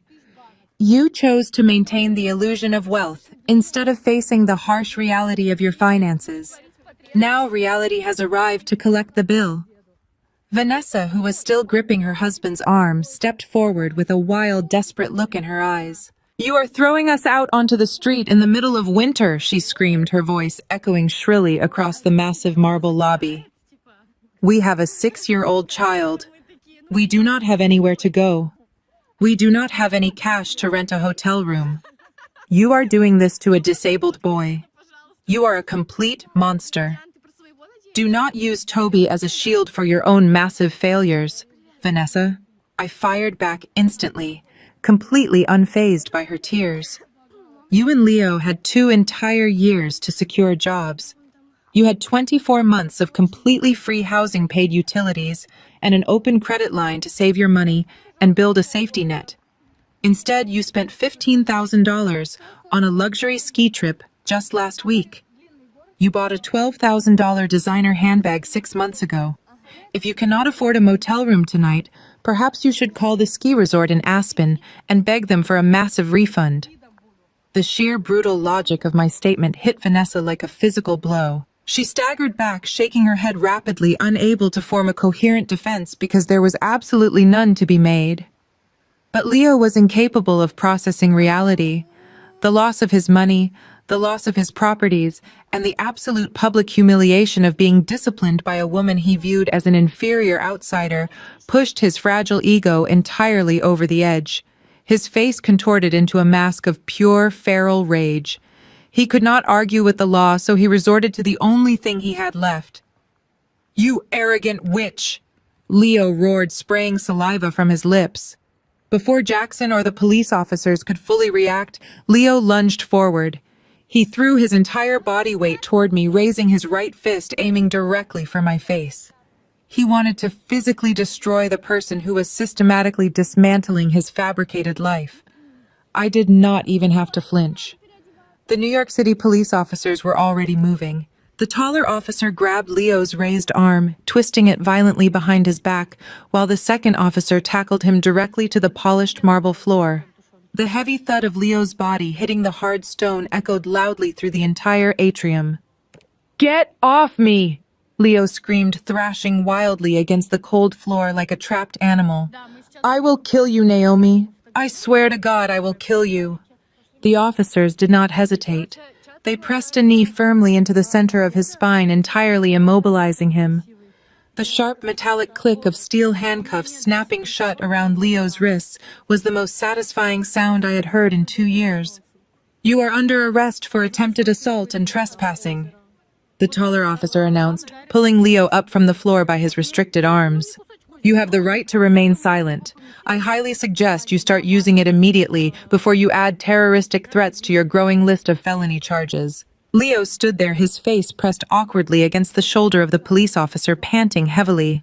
The expensive winter coat he wore was now scuffed and wrinkled.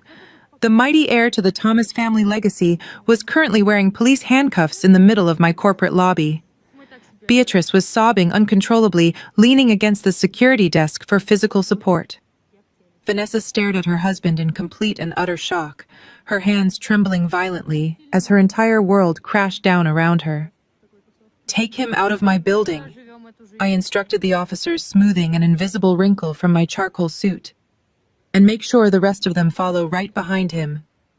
The taller police officer hauled Leo toward the revolving glass doors. Leo was stumbling, his designer shoes slipping on the polished marble floor, shouting loud profanities that echoed through the lobby until the heavy glass doors finally sealed his voice outside. Vanessa stood entirely frozen, watching her husband being forcefully dragged into the back of a New York City police cruiser. For a brief moment, she looked like a lost, terrified child. Her primary source of arrogant bravado was gone. The bank accounts were frozen. The corporate credit cards were declined. The luxury properties were legally seized. She had absolutely nothing left to hide behind. But instead of accepting her defeat and apologizing, Vanessa resorted to the only manipulative tactic she had ever truly mastered. She weaponized her son.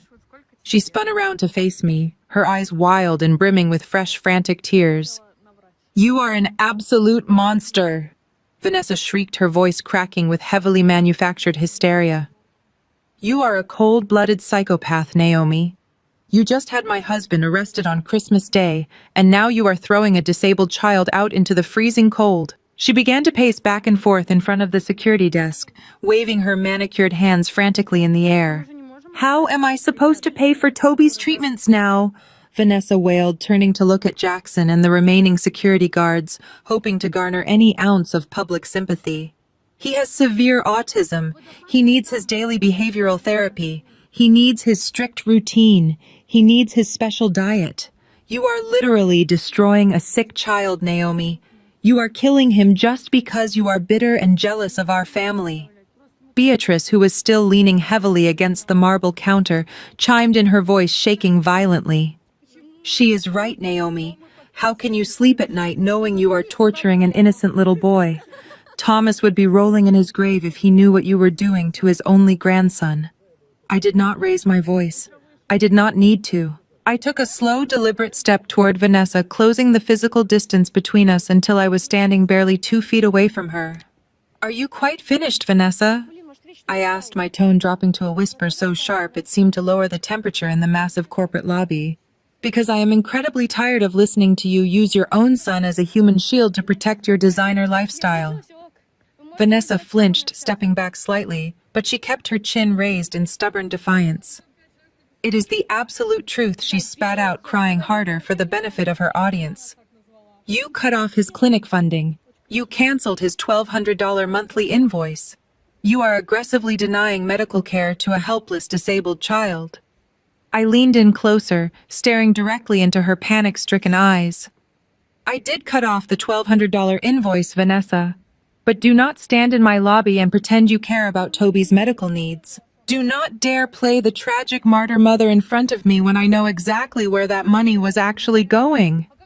Vanessa froze completely. The tears instantly stopped falling down her cheeks. A flicker of genuine panic flashed across her face, replacing the manufactured hysteria she had been broadcasting seconds earlier. "What are you talking about?" she stammered, her voice suddenly losing its shrill volume. "The money went to the clinic. You saw the medical invoices yourself." "I saw the invoices you submitted to my corporate accounting department," I corrected her, my gaze unwavering. "But I am not an idiot, Vanessa. When you sent me that arrogant text message yesterday, demanding I pay your bills while you flaunted your $15,000 ski trip, I decided to do a comprehensive audit of Toby's medical files. I made a phone call to the clinic director early this morning."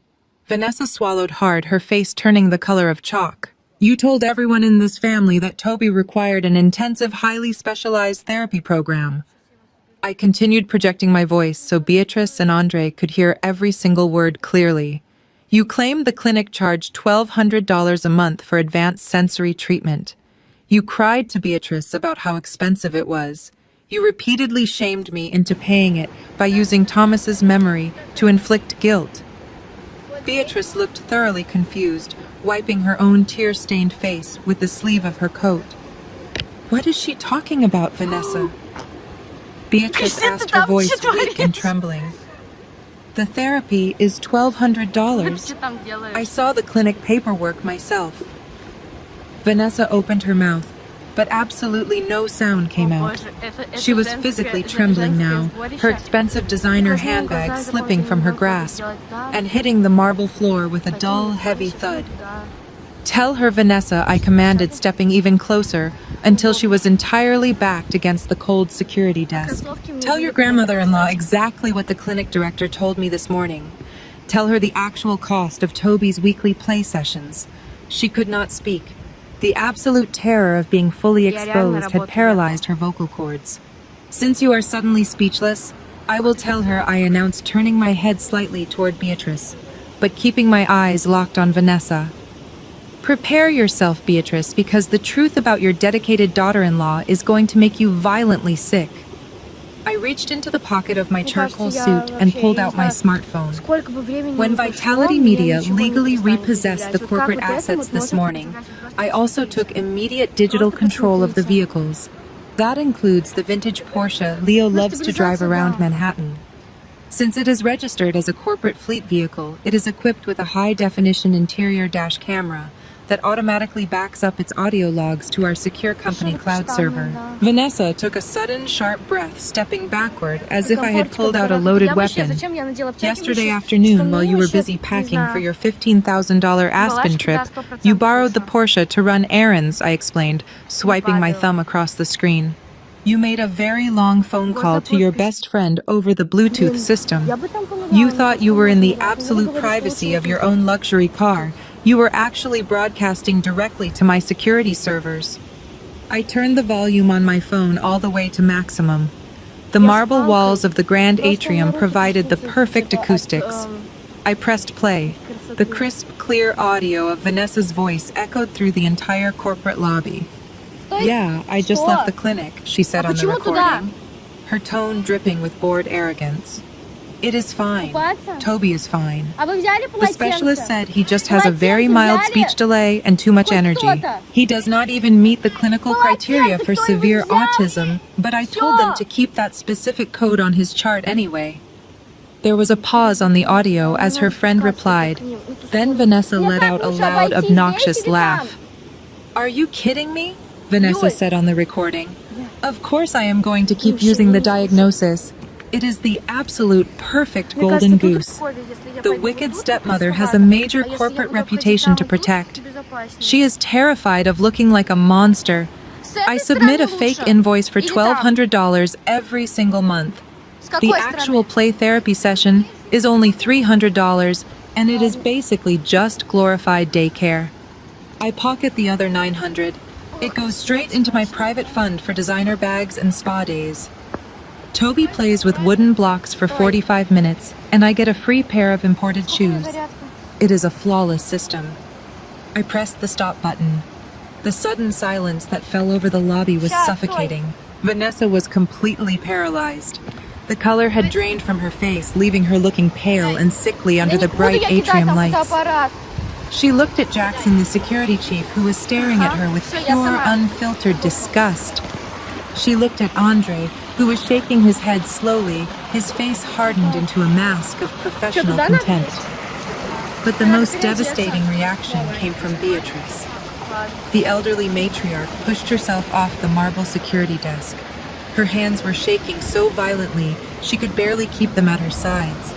She walked slowly toward her daughter-in-law, her eyes wide with a horrifying realization. "You lied," Beatrice whispered, her voice cracking under the immense weight of the betrayal. "You looked me in the eyes and cried about my grandson's suffering. You made me believe Toby was severely disabled. You used my dead son's child to extort money so you could buy designer shoes. It is out of context," Vanessa stammered frantically, backing away from the elderly woman. "She forged that audio, Beatrice. You know she works in media. She has the technology to fake my voice. You cannot believe her." "I did not fake anything, Vanessa," I fired back, my voice ringing out with absolute authority. "And I did not stop at the audio recording. I called the clinic director this morning and audited your entire billing history. You have been running this sickening medical scam for 2 whole years. You exploited your own child. You turned him into a pathetic prop to feed your insatiable greed. And then you had the sheer audacity to stand in my lobby and broadcast a video to millions of people claiming I was the one abusing him. You are a complete fraud, Vanessa." I continued stepping forward and forcing her to look me in the eye. "You do not care about Toby. You only care about the luxury lifestyle his fake medical invoices provided you. You are exactly the kind of selfish, toxic parasite this family accused me of being." Beatrice let out a low, guttural sound of pure anguish. She raised her hand, trembling uncontrollably, and pointed a finger directly at Vanessa's face. "You sicken me," Beatrice hissed, her voice dripping with absolute venom. "You are no longer a part of this family." Vanessa burst into real, authentic tears this time. The fabricated victim routine was entirely shattered, leaving nothing but the pathetic reality of a woman caught in a monstrous lie. She had tried to weaponize public outrage against me, but she had just handed me the exact ammunition I needed to destroy her completely. The heavy glass doors of the corporate lobby suddenly slid open. The second police officer had dragged Leo back inside the warm atrium, holding him firmly by the back of his expensive winter coat. The officer needed Vanessa to hand over Leo's physical identification card from her designer handbag to formally process the arrest paperwork. Because of this brief delay, Leo had been standing right in the vestibule between the double doors. He had heard the entire audio recording echoing clearly through the glass. He had heard his wife laughing about pocketing $900 a week, while their entire financial world was rapidly collapsing around them. Beatrice did not wait for Vanessa to find an excuse or invent another lie. The elderly matriarch completely snapped. The polished high society facade she had carefully maintained for 70 years evaporated in a single violent second. Beatrice lunged forward, raising her heavy leather handbag, and swung it directly at Vanessa's head. The heavy brass clasp of the designer bag struck Vanessa hard on the shoulder, sending her stumbling backward against the marble wall.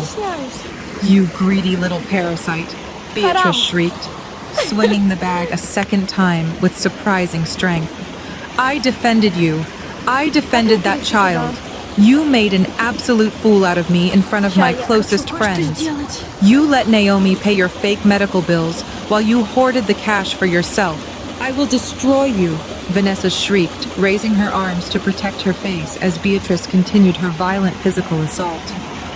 Jackson, the massive security chief, finally stepped forward and easily separated the two women. He held Beatrice back by her shoulders. The matriarch was panting heavily, her eyes completely wild with unfiltered fury. Leo stood in the firm grip of the police officer, staring at his wife in absolute horror. He had just been humiliated, pinned to the floor, and handcuffed because he genuinely thought he was fighting for their financial survival. Now he realized Vanessa had a secret stash of stolen cash hidden away to fund her luxurious spa days, while he was currently being dragged off to a jail cell. "You stole from us!" Leo yelled, his voice cracking with pure disbelief. "You have thousands of dollars sitting in a private bank account while my credit cards are being declined at the hotel boutique. You let me fight Naomi. You let me get arrested for assault. You sat there acting like a helpless victim while you were scamming our own family the entire time." "Leo, I can explain everything," Vanessa sobbed, frantically clutching her designer bag tightly to her chest. "It was just a little extra money for emergencies. I was going to use it for us. I promise I was saving it for our future." "Do not even speak to me," Leo roared, struggling violently against the police officer's iron grip. "I am done with you. I am completely done. You embarrassed me in front of everyone. You ruined my entire life. I want a divorce. I am divorcing you today." Vanessa gasped loudly, covering her mouth with both hands. "You cannot divorce me, Leo. We have Toby.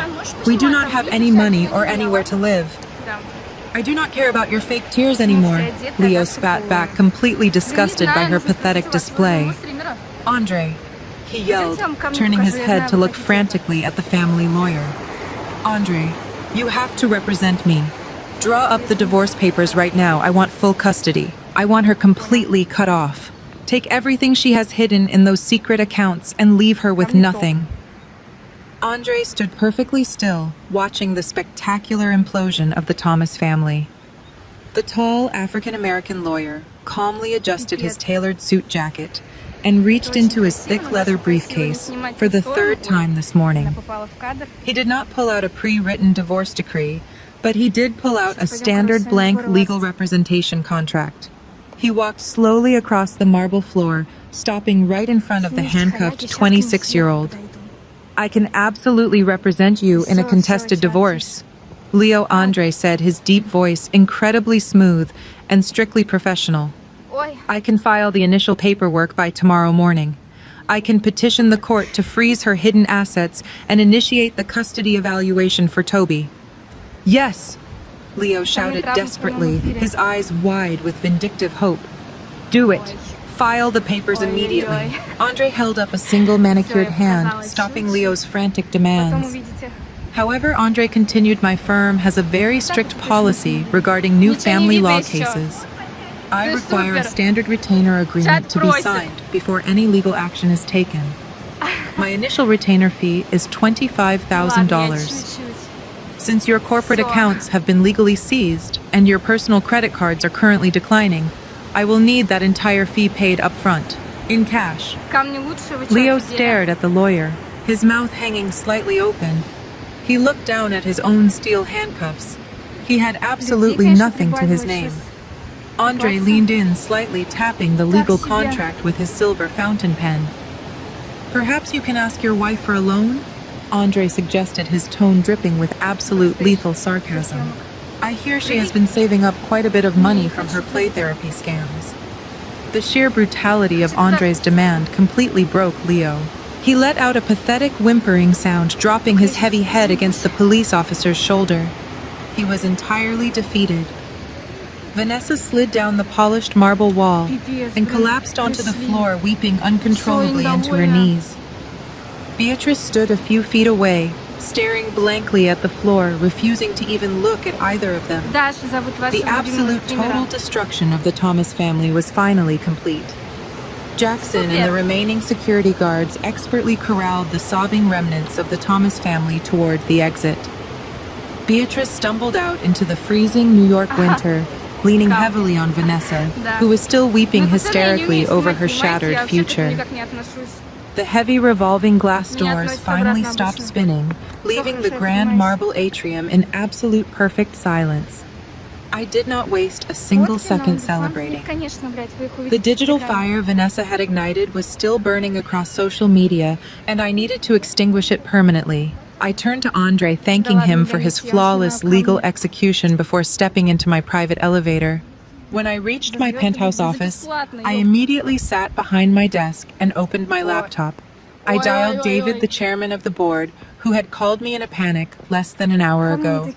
He answered on the first ring, his voice tight with lingering anxiety. Naomi, the stock price is taking a hit, David warned instantly. We are getting flooded with emails demanding your immediate resignation. Have you secured a public apology from the family yet? I do not need an apology, David, I replied smoothly, pulling up my secure email server. I have something much better. I just sent a high-priority file to your inbox and directly to our corporate public relations team. Open it. I heard the sound of David clicking his mouse on the other end of the line. There was a brief pause followed by the crisp audio of Vanessa's voice playing through his speakers. I listened as David heard Vanessa laughing about faking her son's autism diagnosis and pocketing the clinic funds to buy designer shoes. Good God! David whispered, his tone shifting instantly from corporate panic to absolute predatory delight. She actually said this out loud, on a recorded line. She broadcast it through a corporate vehicle dash camera. I corrected him. There is also a second file attached. It contains the certified court documents proving Thomas left an $8 million gambling debt and the legal foreclosure notices for all family properties. Give the public relations team the green light to publish everything. Do not hold anything back. Within 10 minutes, Vitality Media launched a masterclass in corporate crisis management. We did not issue a defensive statement or a tearful apology. We simply dropped a digital nuclear bomb. My media team uploaded the raw, unredacted dashcam audio of Vanessa directly to all of our official corporate channels. We paired the audio with a crystal-clear timeline of the Thomas family financial collapse, uploading redacted copies of the legal seizure documents to prove I was the sole owner of the estate. I also posted the audio to my own personal social media accounts with a single devastating caption. The truth is always louder than a lie. The internet pivoted with terrifying speed.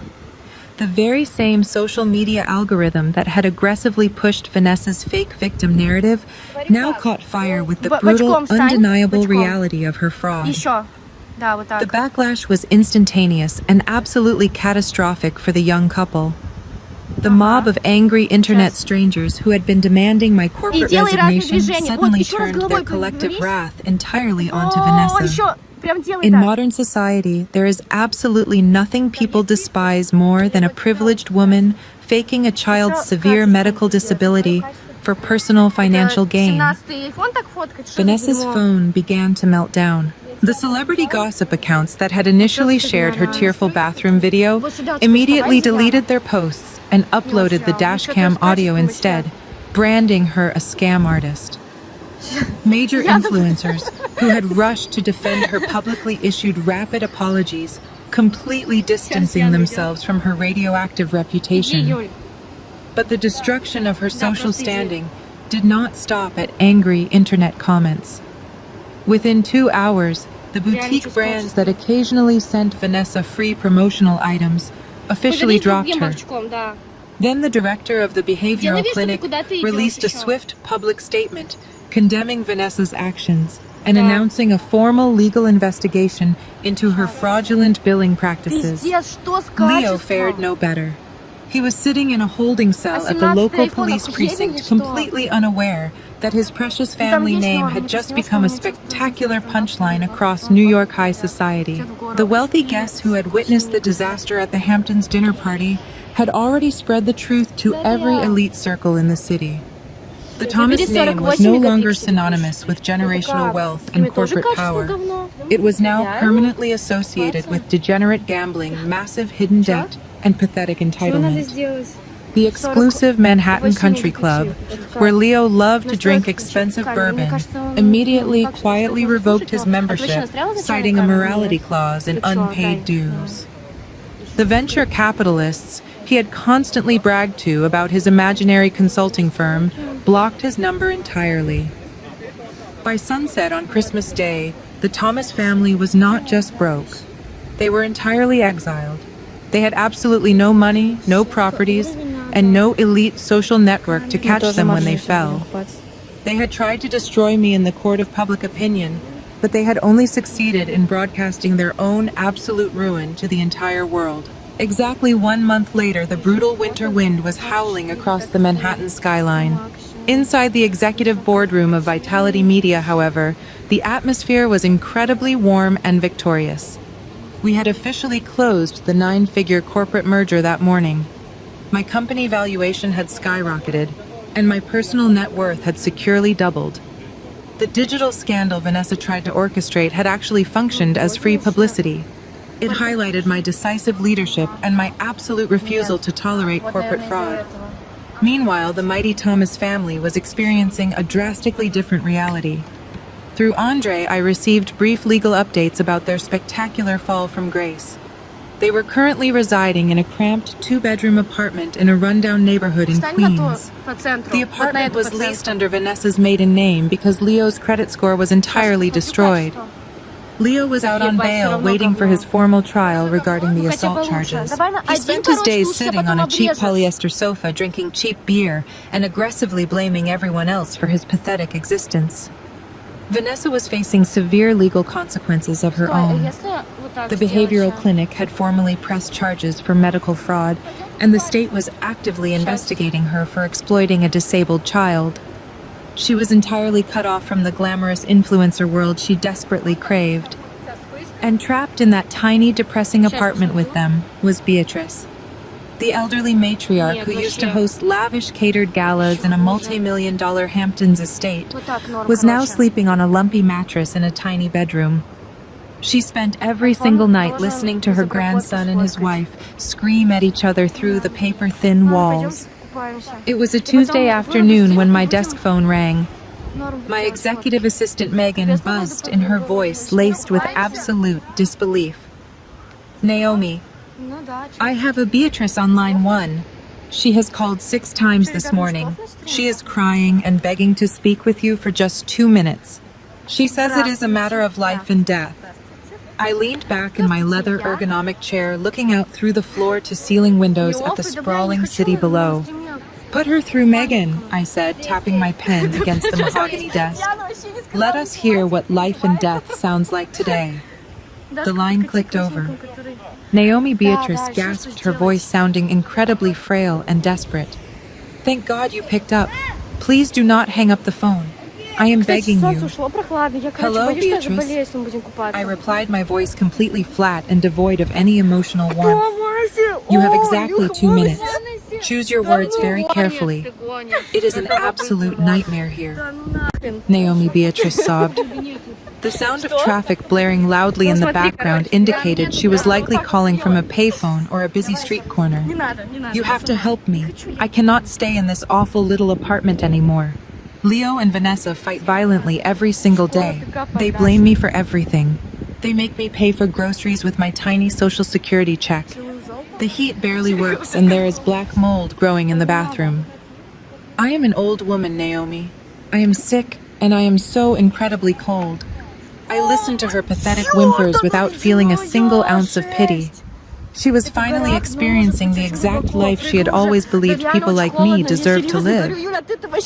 "What exactly do you want from me, Beatrice?" I asked, checking my diamond watch. "Just a small allowance." Beatrice pleaded, her voice cracking with desperation. "Just $2,000 a month.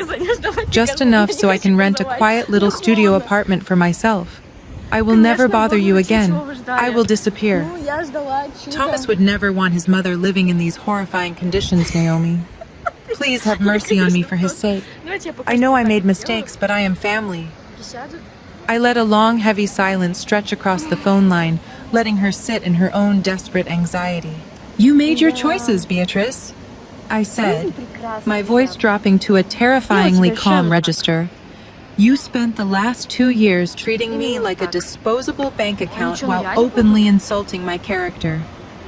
You called me a gold digger. You called me a peasant. You looked the other way while your grandson verbally abused me and your daughter-in-law scammed me. You actively fostered a toxic environment because it benefited your luxurious lifestyle. Naomi, please, she wept. I am so sorry. No, you are just sorry you ran out of my money, I corrected her sharply. 2 years ago, you banned me from your Christmas dinner because you only wanted immediate family. You told me I did not belong. I listened to you, Beatrice. I finally agreed with you. You are not my family. You are just a stranger who used to be related to my late husband. I leaned forward, resting my elbows on the polished desk. I do not owe you a single penny, Beatrice. I do not owe you my grace. And I certainly do not owe you my mercy. Do not ever call my office again. Before she could utter another desperate sob, I pressed the end button on the console, disconnecting the line permanently. I instructed Megan to block the number across all corporate communications. The mighty matriarch was finally entirely cut off. I stood up from my desk, straightening my tailored blazer, feeling completely weightless. 6 months later, the harsh New York winter had completely melted away, giving way to a brilliant, warm July. I stood on the expansive back deck of the Hamptons estate, holding a glass of chilled white wine, watching the Atlantic Ocean waves crash against the private shoreline. The physical transformation of the property was absolutely breathtaking. I had hired a top architectural firm to completely gut the interior. Beatrice's oppressive dark mahogany furniture, her heavy velvet drapes, and her dusty antique chandeliers were all entirely gone. I donated every single piece to a local charity thrift store. In their place, the house was now filled with natural sunlight. I installed massive floor-to-ceiling glass doors, light oak floors, and modern minimalist art. It no longer felt like a stifling museum dedicated to the fake legacy of the Thomas bloodline. It felt like my home. It was a sanctuary, built on the foundation of my own hard work, my own corporate success, and my absolute refusal to be a victim. I took a sip of my wine, relishing the profound quiet. For 2 years, the silence in this family was weaponized against me. It was the icy silence of being excluded from dinners, the hostile silence of being ignored in group conversations, and the arrogant silence of people spending my money while pretending I did not exist. But the silence I felt today was entirely different. It was the beautiful, peaceful silence of complete, total freedom. Later this evening, my brother-in-law Andre and his wife are coming over for a weekend barbecue. Andre and I successfully navigated the legal fallout of the Thomas family implosion together. His wife, who had always been kept at a distance by Beatrice's snobbery, finally felt comfortable stepping into the light. We had naturally formed our own chosen family, a family built on mutual respect, absolute honesty, and zero financial manipulation. We completely excised the cancerous toxicity and kept the genuine connections.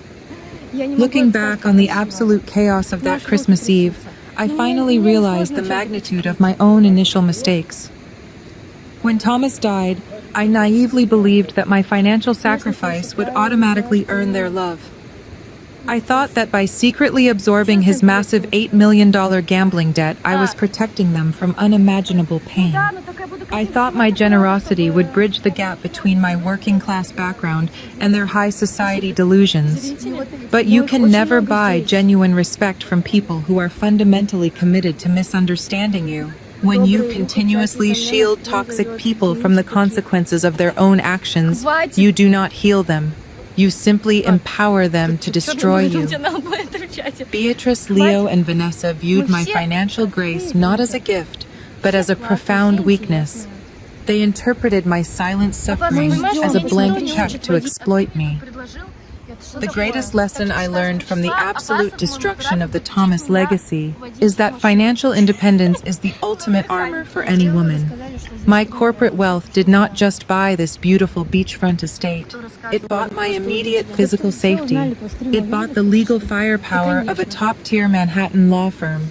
It bought the sheer, unadulterated power to look entitled abusers directly in the eye and permanently shut the door in their faces.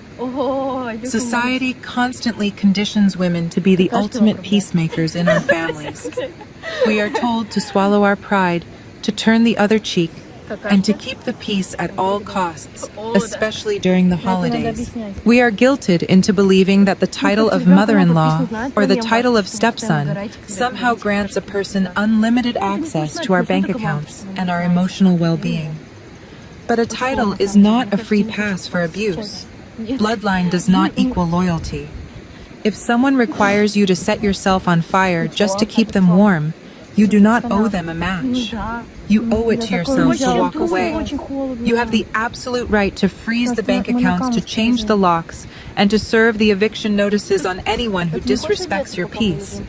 Setting a boundary is entirely useless unless you have the absolute courage to enforce the consequences when that boundary is crossed. I turned my back to the ocean and walked inside my beautiful sunlit home. The ghosts of the Thomas family were permanently evicted. I was no longer the outsider, the interloper, or the quiet bank account. I was Naomi, the sole architect of my own incredible life. Have you ever had to establish a severe financial or emotional boundary with a highly toxic family member? How did you handle the immediate backlash when you finally cut off their access to your life? I would love to read your experiences in the comments section below. If my story resonated with your own journey, please hit the like button and subscribe to this channel for more authentic stories of resilience and absolute justice. Share this video with anyone who might need a reminder that walking away from a toxic table is the most powerful move you can ever make. Thank you for listening. And remember, your peace is absolutely priceless. Never let anyone afford it at a discount. The story of Naomi serves as a stark, powerful reminder that true respect can never be purchased, especially from individuals who are fundamentally committed to misunderstanding and exploiting us. For 2 years, she operated under the naive belief that her silent financial sacrifices would eventually bridge the gap between her and her hostile in-laws.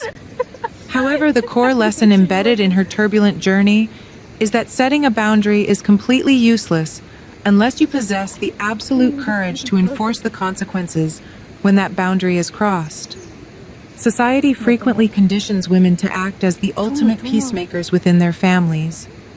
We are repeatedly told to swallow our pride and maintain a fragile, toxic harmony at all costs. We are led to believe that familial titles like mother-in-law or stepson demand unwavering loyalty and unlimited access to our resources, even when that loyalty is met with blatant disrespect. Naomi's experience entirely shatters this dangerous illusion. By continuously shielding toxic people from the consequences of their own reckless actions, you do not heal them or earn their love. You simply empower them to further destroy you. Naomi's ultimate victory did not come from screaming matches or begging for validation. It came from leveraging her hard-earned financial independence and having the unshakable resolve to completely sever their access to her life. Financial independence became her impenetrable armor, allowing her to stop negotiating her worth and simply walk away from the abuse. Bloodlines and marriage certificates are not free passes for cruelty. True family is built on mutual respect, not parasitic entitlement, and your peace should never be sold at a discount. If you are currently pouring your energy into a toxic relationship, take a step back. Today, establish your non-negotiable boundaries and find the courage to prioritize your own well-being over someone else's comfort. Вау! Блин, надо было платье вообще надевать. Ты там уже Я бы сказала. назад почти тоже еще раз. Сейчас я последний видос сниму для ролика. Сборище на Лысой горе. Сейчас. Она не лысая.